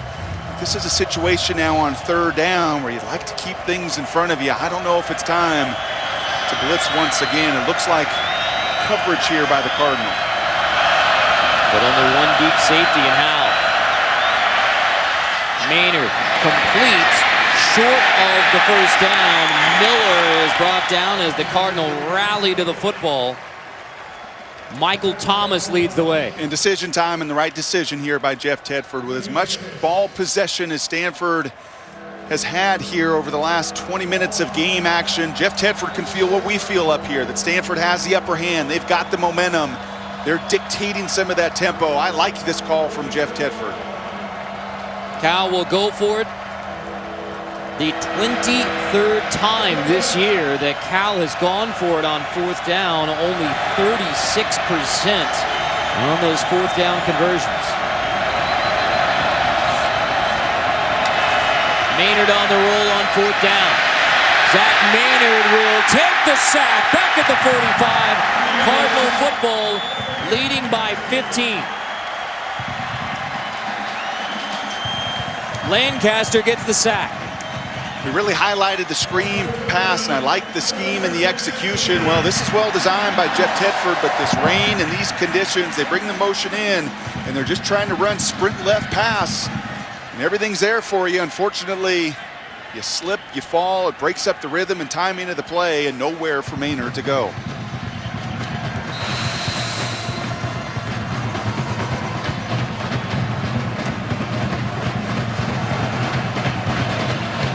As you said, Brock, with the rain falling, it is going to get even sloppier in the last quarter plus of this football game. Andrew Luck touchdown passes on the last two drives for the Stanford Cardinal, handing off to Stephon Taylor, wrapped up for a loss. As we look at tonight's good hands play, brought to you by Allstate. Levine Toilolo's had some drops, but he's also had some terrific grabs. Big 6'8" tight end, showing why Jim Harbaugh a season ago was raving about the youngster, the speed to get down the field. And that was another well-designed concept to get your tight end out there in a mismatch with a backup linebacker. Leverage that size and strength and athleticism you have, and Andrew Luck's caught fire here in the second half. Toilolo not on the field right now for Stanford. Taylor across the 50. Toilolo not on the field. For more, we check in with Shelly Smith. Yeah, Toilolo came off the field holding his arm. They have worked on his left shoulder. They have packed it with ice, and he is sitting on the bench now. His return is not known. That's the veteran Chris Owusu, who has battled concussions, has unfortunately missed the last few weeks of this season. You're without Zach Ertz, one of your other tight ends, who's really hurt that three tight end package. And remember, once again, as you're looking ahead here with Owusu and Ertz, and now Toilolo with the shoulder packed in ice, you also have a really big game next week. If you're going to reach those goals, if you're going to get to 12 wins as you did a year ago, not only do you have to finish this one out over the final 16 minutes and 50 seconds, Notre Dame comes to town next weekend as well. And Sean Cattouse, the safety, leaves the game for Cal for the time being. Third down and 8.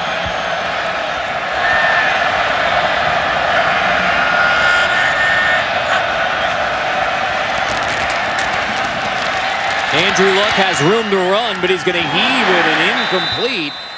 Intended for Terrell. DJ Campbell, the free safety, knocks it away. Looked like Andrew Luck had the ability to maybe run for that first down. Zone coverage there by Cal. They play that what's called Tampa 2, where they run the Mike linebacker out, try to get everybody in zones. And Andrew, smart, he realized it, trying to extend the play, distort that zone coverage.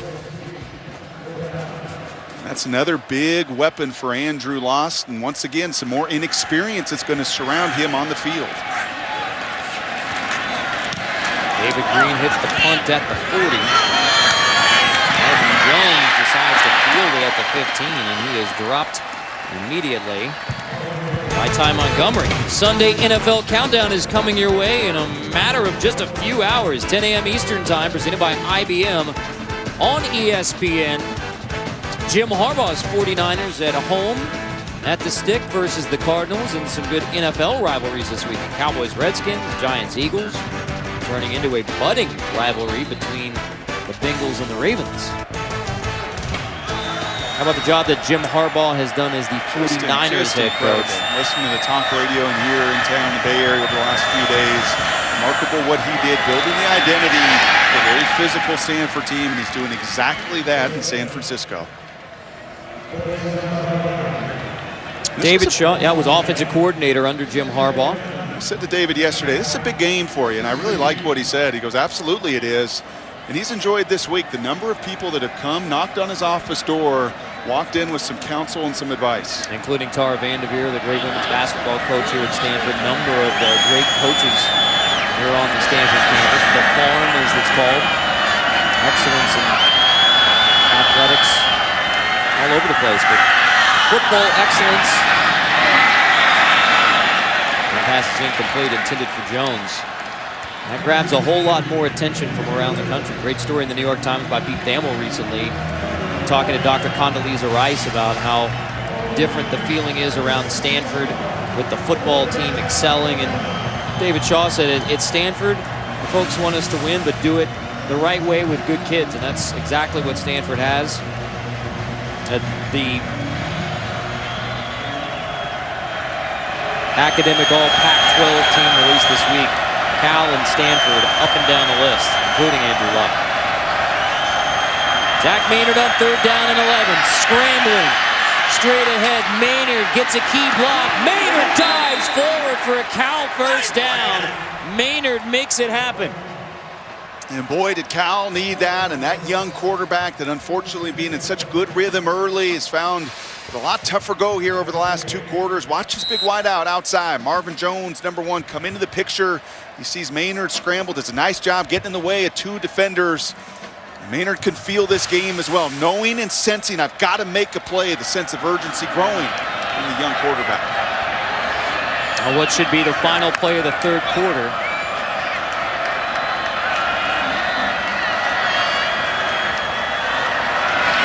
Maynard tossed to Sofele, sprinting ahead for another Cal first down. Play was over before that football came out. And some good chatter as we head to the 4th. Stanford pulling away in the 3rd, but Cal driving to the 4th quarter in the 114th big game.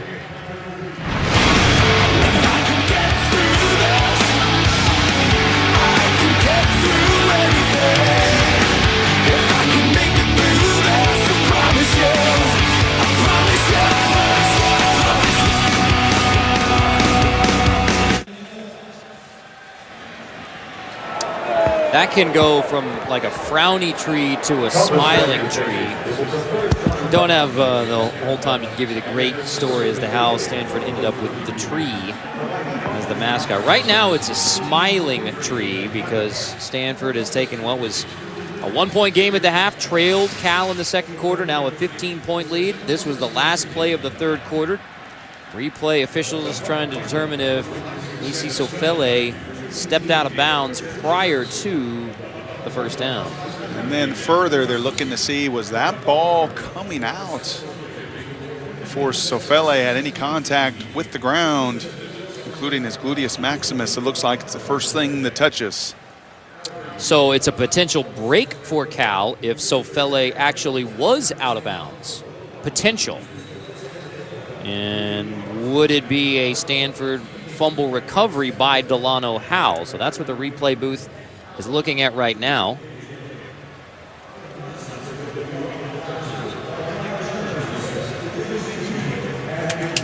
That ball looks like it is starting to come out before Sofele gets to the ground. Boy, what an enormous play that would be right now. Just as Maynard had made a play on 3rd down, you're starting to at least turn some of this momentum that has gone Stanford's way really over the last quarter and a half.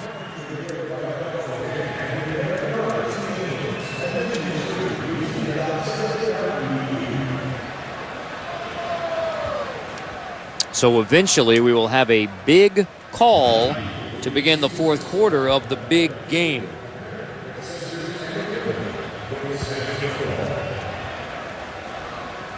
If it is a fumble, looked like Mawagatu Tio was the one who knocked it out. And put his helmet right on the ball.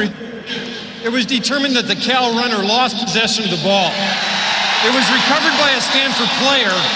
Thus, it is their ball. First down at the 39-yard line. Stanford football to begin the fourth with a 15-point edge. And Jeff Tedford doesn't like it, but I think that's the right call. You see the helmet right on the football. That's the technique you're looking for. That ball jostled and out. And how about the extra effort? And no surprise, Delano Howe battling the calf injury, the hand injury, not quitting, playing to the end. Exactly what Derek Mason, his defensive coordinator, preached to the Stanford team this week. It's going to take a group effort, team football, everyone flying around. Well done there by Stanford to really now give your offense a wonderful opportunity to take advantage and take hold of this game as we begin the fourth quarter. From the Cal 39, Andrew Luck, play action on first down. Looking downfield, looking to the end zone. Luck's pass is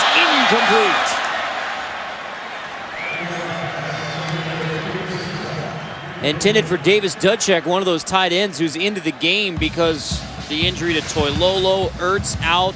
We know Owusu's out.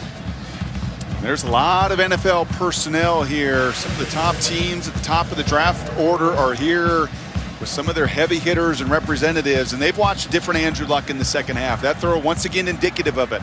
Very different than the motion in the first half and the hesitation and everything else. He is cutting it loose and letting it rip, even with backups in the game as Levine Toilolo sits on the bench. Taylor straight ahead on second down. Said some of the NFL teams in attendance, Brock. Who have you noticed from being around? Well, let's just say there's a number of representatives from the organization that's yet to find a way to win a game in the NFL this season, who's been used to winning, who's had a really good quarterback for a number of years. And a number of the Colts folks here getting an up-close look with their bye week at Andrew Luck, his practice week, his work week, and then tonight really putting together a much better second half for David Shaw than that first half of effort.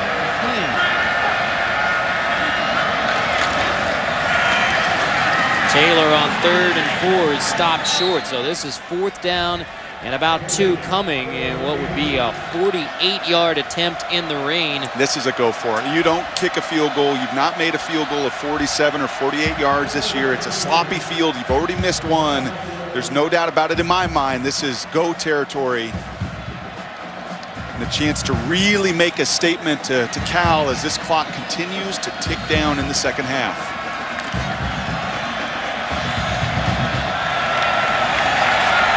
Stanford going for it on 4th and 2.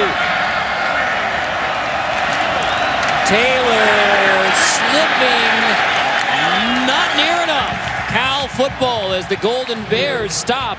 Aaron Tapoti, the nose guard, is the one who blew up that play.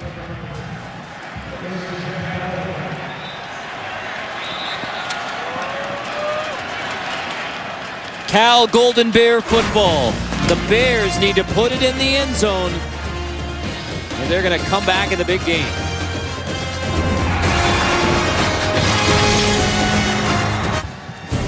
This is what makes a rivalry game a real rivalry game if there is a disputed score. 1982, the play. This was yesterday on the Stanford Axe. When Stanford has possession of it, it reflects 20-19. Stanford over Cal because Rod Gilmore and the Stanford Cardinal contend that a Cal runner was down on the play. So now it is updated 25-20. So Stanford has the Stanford Axe, and all year long it says 1982 Stanford won the game. And then when it comes finally to big game day, the official record is reflected on the Axe. In fact, a Cal win. Flag down on this play.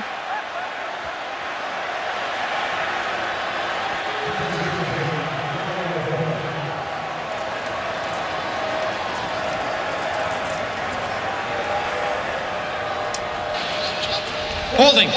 Number 6 is the defense. 10-yard penalty, and by rule, an automatic first down.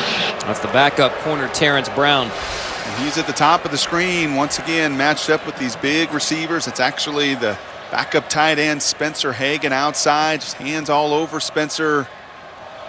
Oof, that's a little ticky-tack. I think Terrence making his case there. That's a tough call. First down, Cal. Golden Bears need a touchdown on this drive to make the fourth quarter a tight one in the 114th big game. So Fele breaks a tackle, so Fele across midfield into Stanford territory.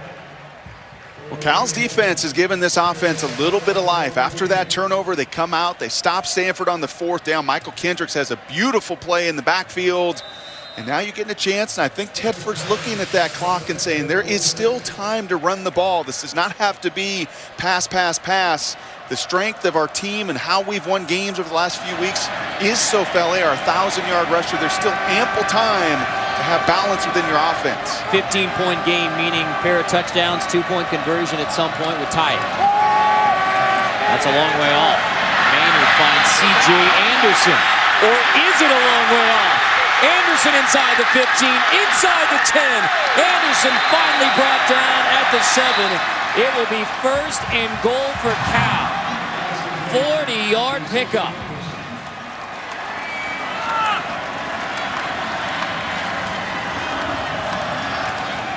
And Keenan Allen very slow getting up after that play for Cal. Zach Maynard here, you can see, can't you, the defense dropping out in the zone coverage just by a little bit of time and get the ball to your back. And now that's back-to-back plays where Stanford defensively looks like they did a week ago, missing many tackles in the open field.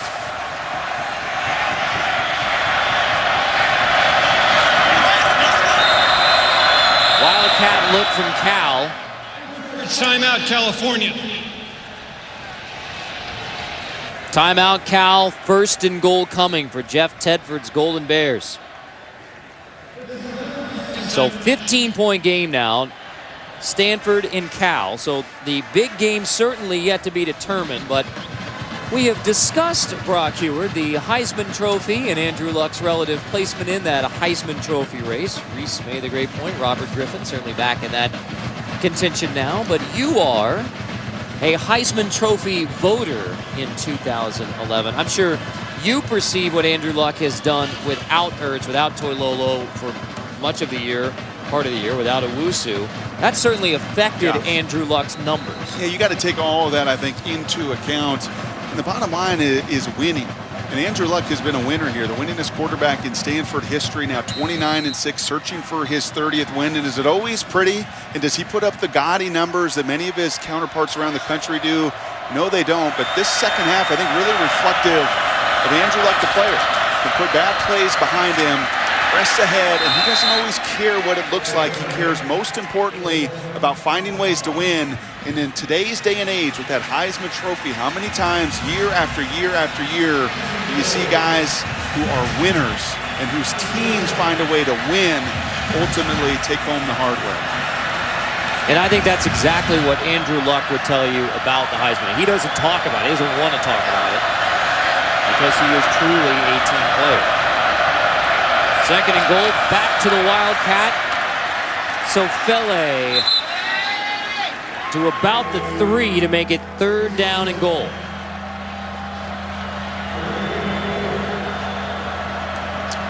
In what would be 4-down territory. I think it is 4-down territory at this juncture. It doesn't certainly have to be, but if I'm Jeff Tedford, I'm making sure I'm reminding my offensive staff, hey, give me 2 plays here to get it done, to gain these 2 yards in a fourth quarter that's been very problematic this season for Jeff Tedford's Bears. Those 20 points, as you see, fewest in all of college football in the fourth quarter. Third down and goal, Maynard back under center. Play action, Maynard rolling. Zach Maynard tosses at the last second, touchdown, Cal. Hagan into the end zone. The college football day is not done. That's a nifty little move, and I don't know if Maynard makes that play earlier this season, keeps the play alive. And now this is a situation where I'm kicking a PAT with 10 minutes to go, a couple timeouts. This is a call that I'm not comfortable with. I'm not going for 2 at this juncture of the game, but Jeff Tedford and his staff, well, they decide otherwise. So at some point, Cal was going to need a 2-point conversion. But don't go for it until you have to go for it, Carter. First time in the end zone, 2-point conversion attempt coming. Maynard rolling, throwing, it is caught. 2-point conversion is good. Marvin Jones hauls it in. And with 10 minutes, 53 seconds to go in the fourth quarter, a 1-score game, and 9th-ranked Stanford is in a tight one just like the rest of the top 10 teams who have fallen this week in college football.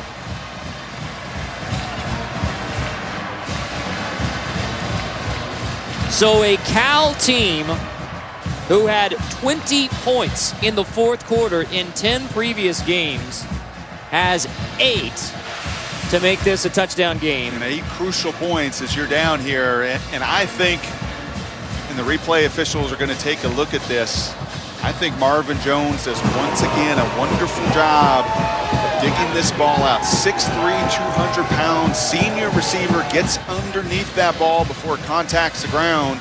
And I thought a risky call, a gutsy call.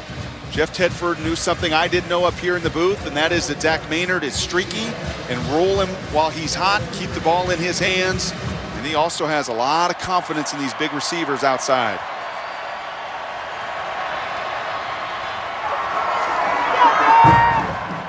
This began with the Cal defense stopping Stanford on 4th down and 2 to give the offense a chance to go down the field and get in the end zone.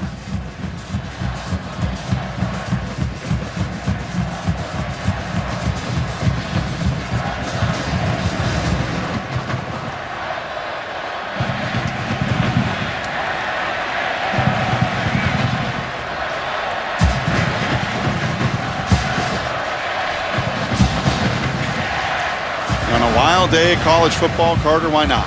Right, on a day where we saw 4 teams in the top 10 fall, 3 in the top 5 over the weekend with Oklahoma and Oklahoma State and Oregon. Well, why not make the big game interesting? After all, this is a big game that over 50 times in the series history has come down to 7 points or less. Well, we didn't get an official call on that, but the 2-point conversion stands. And it's a 7-point game with 10:53 to go, which is a lot of time. Stanford 3 timeouts, Cal 2. It looks like with Levine Toilolo on ice down on the bench, now you're without Owusu, you're without Zach Ertz, you're without Levine Toilolo, who's really been your go-to guy in this second half. That's Levine with the hood on. Now you're going to see some backups to backups. Now you're going to see Montgomery, that true freshman, play such a big role here in a pivotal fourth quarter. The injuries mounting for the Stanford Cardinals. Stewart who picks it up inside the 10. And Stewart to the 27. So Andrew Luck and the Stanford Cardinal with now just a touchdown lead at 10:47. This was a 1-point game at the half. Cal led this game 13-7 in the second quarter. So Stanford has led since then. A touchdown run by Gaffney in the second quarter to give Stanford the lead. Build it up to 15, but in the big game, less than 11 minutes to go. 1-score football game. Carter Blackburn, Brock Hewitt, Shelley Smith on the sideline.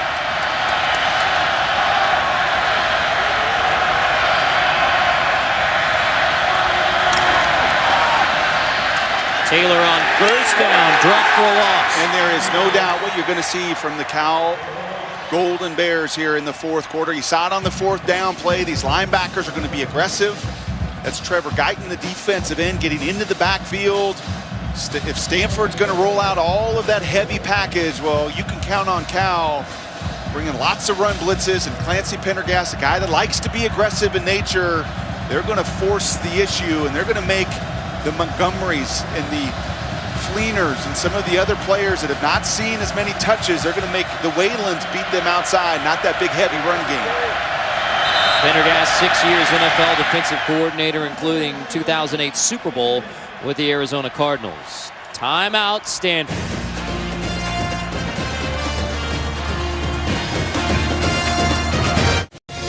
ESPN's College Football Primetime is presented by Hampton Hotels. At Hampton, we love having you here. That's a Stanford Athletics Wall of Fame featuring John McEnroe. Arguably the greatest tennis player of all time. Andrew Luck rolling, throwing, and complete. What a grab by Kobe Fleener. And Kobe needs to step up. This has got to be a fourth quarter here for a senior, redshirt senior, and one of the remaining studs that Andrew has left. Toilolo's out, Ertz is out, Owusu is out. You can see how well Fleener runs.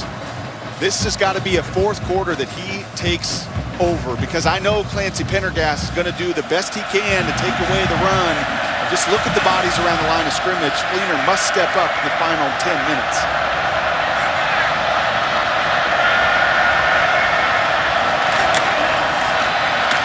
Taylor again on first down, minimal gain. 9:30 to go in the big game in Stanford. Cardinal by a touchdown, trying to avoid that list. Oklahoma State, Oklahoma, Oregon. Just the second time that 3 of the top 5 have lost on the same weekend. Levine Toilolo appears to be done for Stanford for the day. Chris Owusu unable to go because of multiple concussions. Zach Ertz out with a leg injury. Andrew Luck and the Cardinal trying to close out the night with a win over rival Cal. Luck finds Ryan Hewitt, who goes rolling near another first down. Cattouse makes the stop on Hewitt, who has a touchdown catch tonight.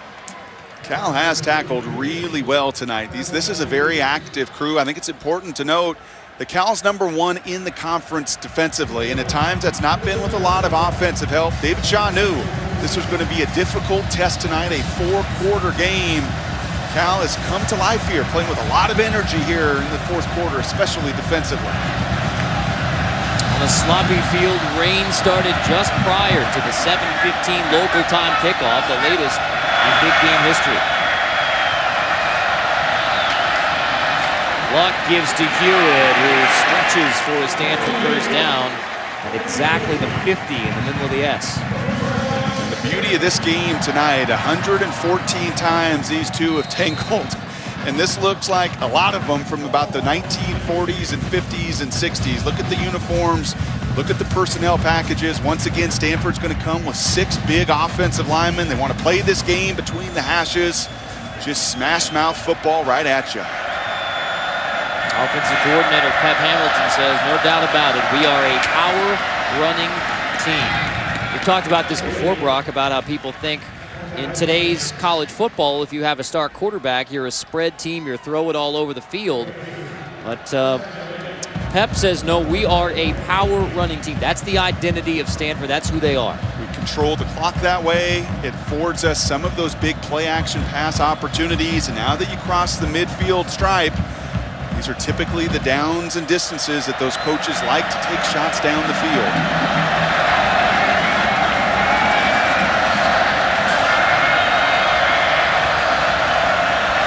Play action on second down. Out of the backfield, there's Hewitt again. Ryan Hewitt across the 40. Brock, you said it. Without those weapons, Owusu and Ertz and Toilolo, guys like Hewitt and Fleener would have to step up on this drive. You have to manufacture schematically some open receivers, and Ryan Hewitt has done it through the run. That time, yet again, another unbalanced look. Everything looked like run left. You come back with the play action pass. Try to get that defense on its heels. If you don't have the personnel where you can just line up and run by people, well, you got to use a lot of these formations, a lot of these shifts, a lot of the personnel groups to attack a defense.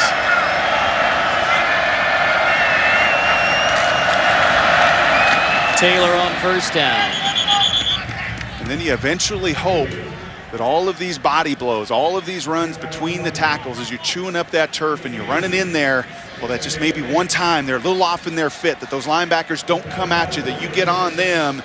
And we've seen Gaffney already earlier tonight plant his foot in the ground, get north and south, try to hit those creases, much like the Oregon Ducks hit a week ago against Stanford. Some of those creases take advantage, because when you put that many bodies around the line of scrimmage as Cal is committing, just look at the number of guys within 5 yards. You hit that seam, and you can go the distance. action on second down. There's Stewart, same play out of the backfield. Down the sideline to move the chains to near the 20. Now just short of the first, close. NASCAR Sprint Cup Series. The race to decide the Cup. Carl Edwards, Tony Stewart, just 3 points separating them. Coverage begins Sunday on ESPN 2 Eastern. NASCAR Sprint Cup Series Ford 400, Homestead, Miami. So this is third down and very short for the Cardinal. Watch the penetration. When Cal stopped Stanford, it was that penetration in that fourth down play. Give it to Hewitt, straight ahead. And this time, Stanford able to convert on third and short. Last time down, Cal came up with a stop. Eventually on fourth down to set up the Cal touchdown to make this a one-score game. There's an injured Golden Bear. That's Ernest Owusu. No relation to the Stanford wide receiver Chris Owusu. Ernest down on the field. And you notice one other thing that this drive is doing. Take a look at that clock. This drive started with just under 10 minutes left. Cal gets the score, the 2-point conversion. And you're just methodical. You're taking time off the clock. #1 in the conference in time of possession, #1 in America last season. You're going to limit the possessions here. And this drive, decent balance, 6 rush, 4 pass, but more importantly, nearly 5 minutes off this clock. Injuries starting to mount for Cal as well. That's Camporeale who walks off the field. Owusu, the Ernest Owusu, walks off the field for Cal. Wilkerson was already out, starting linebacker, out with a knee injury. Chris McCain, freshman starting linebacker, out with a concussion. Well, welcome to football in late November, especially with a couple physical football teams.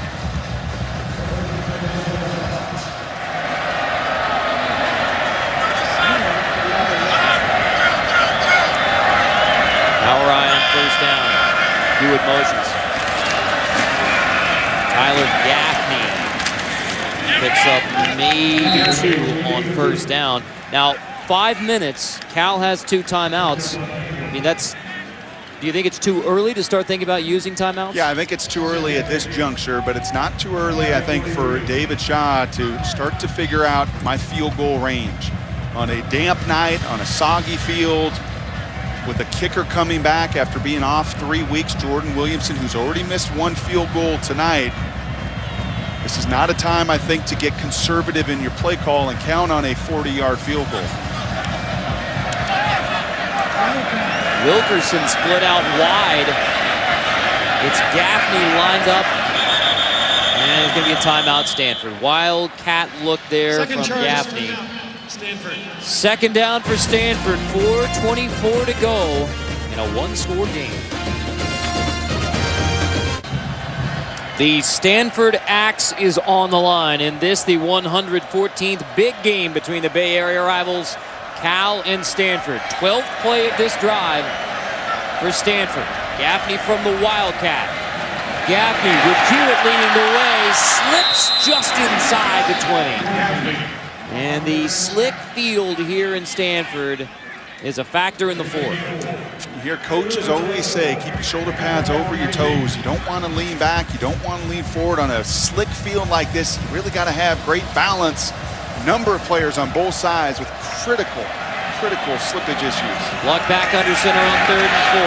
Play fake. Luck rolling with Hewitt blocking. Luck stretching. He did not appear to get to that first down stick. Marked about a yard short. Michael Kendricks there in pursuit, meaning 4th down coming for the Cardinal, and you have to factor in the kicking game, the field. Jordan Williamson missed a 33-yarder earlier. How about the effort of the Golden Bears tonight? Defensively, been on the field an awful lot in this second half. Coach Shaw went for it on 4th and 1 earlier. If I'm coaching here, and this group and my field goal group has been so good, and he's thinking it over there with Brian Polian, his special teams coordinator, I think you've got to take the 3 here. 3rd and final timeout. Shaw will take a timeout. Will Stanford go for it or attempt a field goal on 4th down?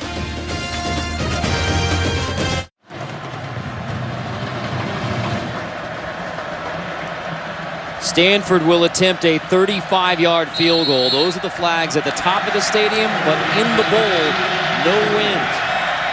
Williamson missed from 33 earlier. A redshirt freshman from Austin to make this a 2-score game with 3:12 left. Good hold. Kick is good. Williamson's 35-yard field goal makes it a 10-point, 2-score game with 3 minutes, 7 seconds left.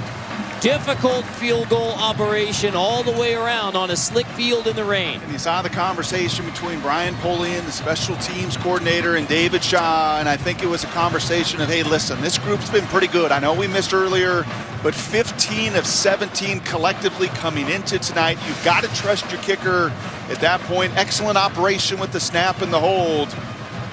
An awfully big kick in the big game with just 3 minutes to go. An awfully big drive. 3 points on the board. 7 minutes, 41 seconds bled off the clock by Stanford after that Cal touchdown 2-point conversion made it a 7-point game.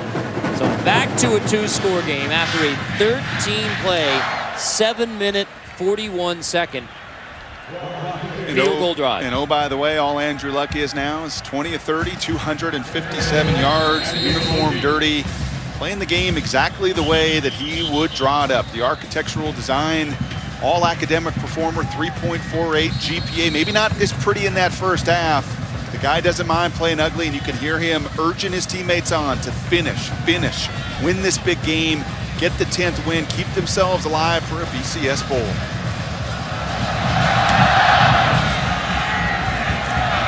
Off from Ben Ryan, fielded inside the 10 by Manuel. We're about the 27 in what's now a 2-score game. Well, it's headed towards Sunday, which means it's headed towards Monday and Monday Night Football. Chiefs, Patriots. Kickoff 8:30. Our coverage begins 7 o'clock with NFL Countdown served by Applebee's. What has happened to those Jets out there in the AFC East? Patriots took command of the division with that road win last week, back at home in Foxborough this week for Monday Night Football. Zach Maynard, the junior quarterback from Greensboro, North Carolina, transferred from the University of Buffalo, playing in his first big game. Led a touchdown drive last time. Miscommunication there nearly resulted in a pick. Instead, 2nd and 10. This is where your sense of urgency, yes, you have a couple timeouts still left, but this has got to be a 2-minute drill. Unfortunately, Michael Calvin, the redshirt senior receiver, down on the ground for Cal.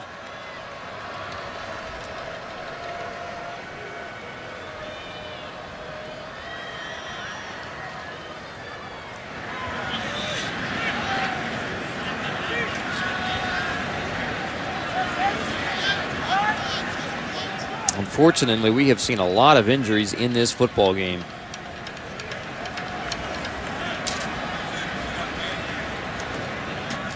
That's a guy, Michael Calvin, who has been injured throughout his Cal career. Got healthy towards the end of his senior year, was playing really good football. Caught a touchdown pass last week against Oregon State. That was his first career touchdown. He is a 5th-year senior. Last week got his first career touchdown.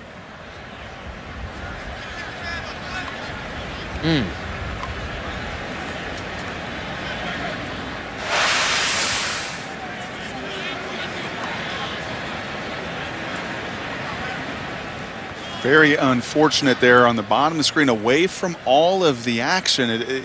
We have seen so much slipping here tonight, but that wasn't the case. He just comes up, unfortunately, after the play. And watch at the very bottom of the screen here.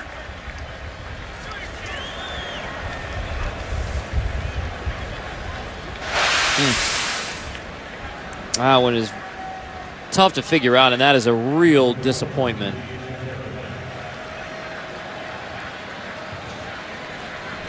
And there's just a shot of the field conditions, but as that replay showed, that was not the case. That was not what we have seen so often tonight, what we saw last week against Oregon, what more than likely you're going to see against Notre Dame next week here.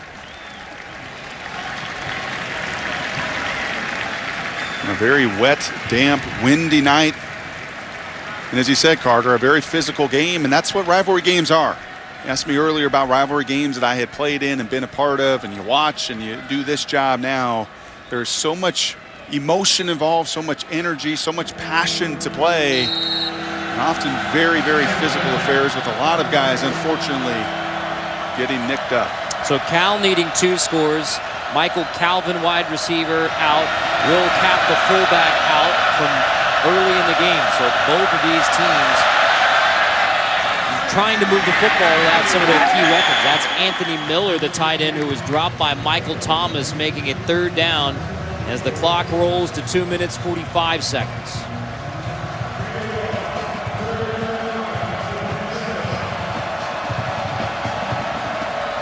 Maynard finally gets the play call in.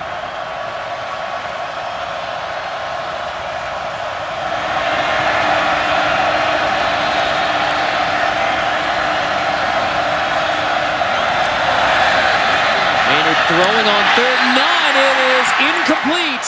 Flag down. Flag on the play. Howe nearly had an interception. I think that's going to be some contact. That was the back judge watching everything in front of him. I think the linebacker Tarpley on the play a little bit early, certainly not Howe, but some contact on the underneath tight end, Anthony Miller, going through the back. Pass interference, number 17 of the defense. Ball will be placed at the spot of the foul, automatic, 1st down. That's the big tight end, Anthony Miller. We've not called his name very often. He's the inside slot receiver. Going to try to run as best he can on this sloppy field. An in cut, and Tarpley grabs a hold of him. That back judge could see it all happening there in front of him. And a really big penalty to keep some hope alive here for Cal. Cal needs to score twice. 2 timeouts left. This has got to be Keenan Allen time. My best player has got to touch the ball here in the final 2 minutes, early and often. Maynard slips in the pocket, throws incomplete, was looking to the sideline for Anthony Miller.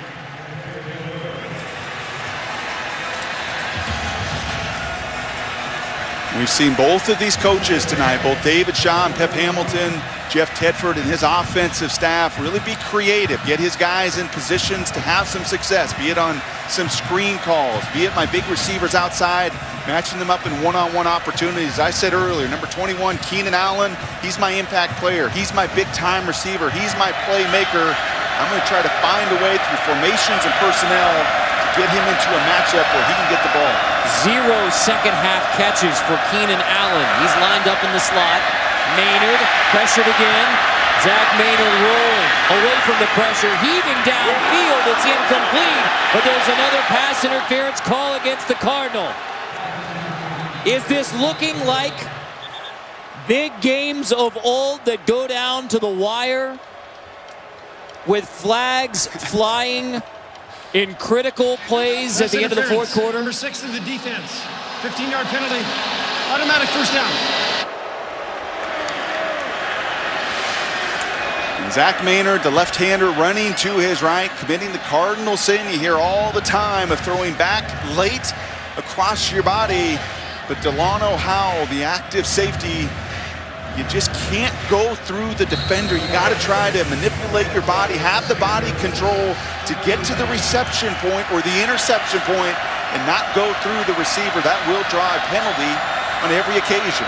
2:03 to go in the 114th big game. Cal needs 2 scores.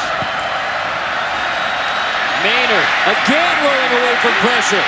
Throws downfield, caught inside the 30. Booza makes the grab. Clock stops temporarily as the chains move. Get your team up to the line of scrimmage. You want to play fast, but never in a panic.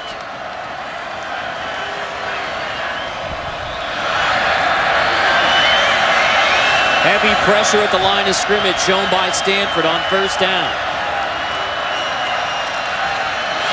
Maynard flings complete. Nice grab by Miller coming back to the football. Gets out of bounds. Clock will continue to roll though. Howell forces him out. Forward progress stopped at the 20. Cal does have 2 timeouts. and the Bears need 2 scores. So the clock a big factor now.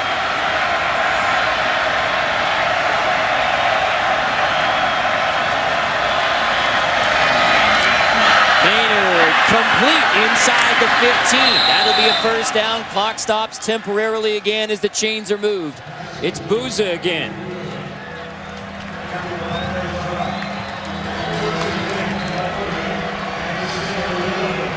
Spike it here? No, I don't think so. You just got to get up and get set now. 103 when they set the ball. You're going to have some urgency here in your operation.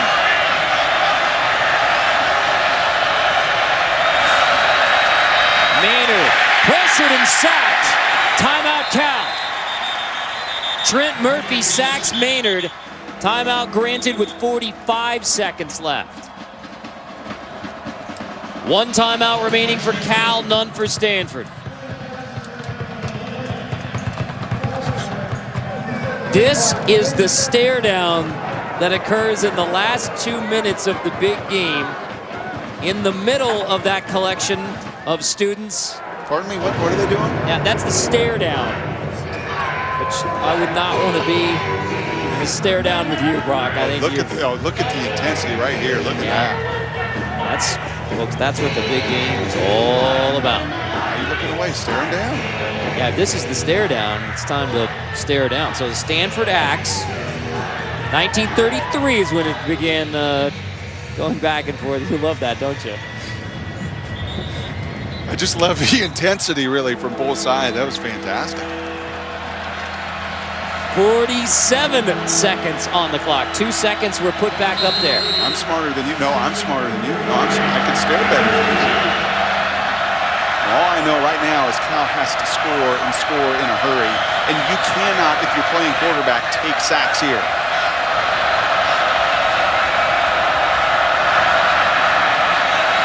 Maynard flings it to the end zone. Incomplete. Intended for Keenan Allen, who does not have a catch since the first quarter of this game. You see a little bit of frustration there from Keenan. The body language saying, hey, half-brother, throw this to me a little bit earlier. You got to see that corner. See that corner jump up? You're just way too late as the field condenses down in the red zone. That's a player who was 8th in the nation in receptions a game. Had 6 in the first quarter. None since. Only the second time he's been thrown to this half. 42 seconds left. Maynard, complete inside the 10, inside the 5, short of the goal line. Anderson. Clock stops again temporarily because it'll be 1st and goal. Chains move. And now is a chance. You got to just spike the ball. Now or timeout. You got to score here. It comes all about the onside kick. You got to hurry and get to your play. Too much time. Maynard under center, 1st and goal. With the clock rolling and now a flag.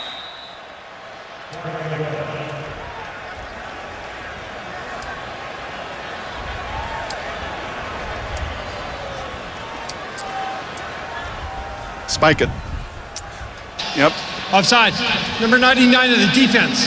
Half the distance to the goal. Remains 1st down. The clock management is so critical. Every one of those seconds. As I said, you got to score and you're playing for that onside kick and you're going to need that time. I think I'm running up to that ball and spiking it and trying to preserve those seconds that have now ticked away.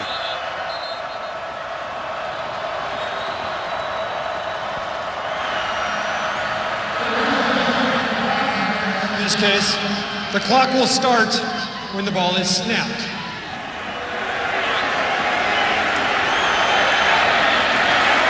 So 1st and goal, the nose of the pigskin.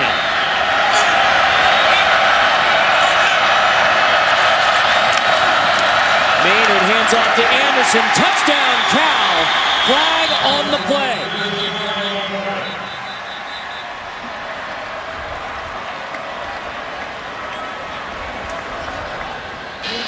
Offside.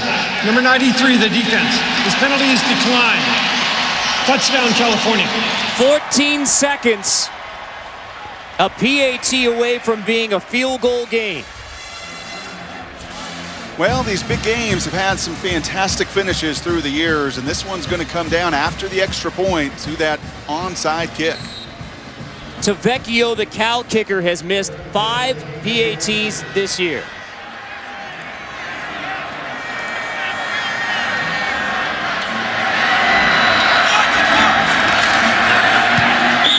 This one is good. 14 seconds, 3-point game. College football's wildest night is stretching into the wee hours in most parts of the country as the 114th big game goes down to the final seconds. Where's the band? Oh, look at the stare down. They have not flinched. They're not feeling any of this sense of urgency. And wasn't it David Shaw? Which game was that he was referring to? A pretty big onside kick that went Stanford's way in 1990. As he was a redshirt freshman that year, redshirting, standing on the sidelines. Well, now he, the band, the stare down, and everybody going to be keeping a close eye here on this onside kick on a very soggy field. Tavecchio better make sure he drives this ball into the ground. Everyone except those participating in the stare down. Eyes are on the onside kick here with 14 seconds. Cal has a timeout. Cal needs the football on the onside kick. Through it all, this is why we love college football. Giorgio Tavecchio, the Cal kicker for the onside kick. Has to go 10 yards. Fleener grabs it. Stanford football. The Cardinals should walk out of the stadium tonight with the Stanford Axe.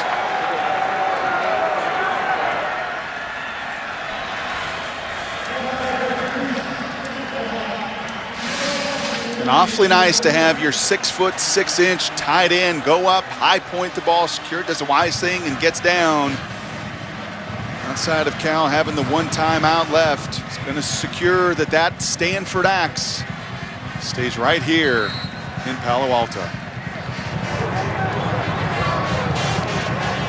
Well, the Stanford Axe is going to stay with the Stanford Cardinal. Andrew Luck hits a knee, and the 114th big game goes down to the wire, but it's the 9th-ranked Stanford Cardinal who hang on to the game and hang on to the Axe.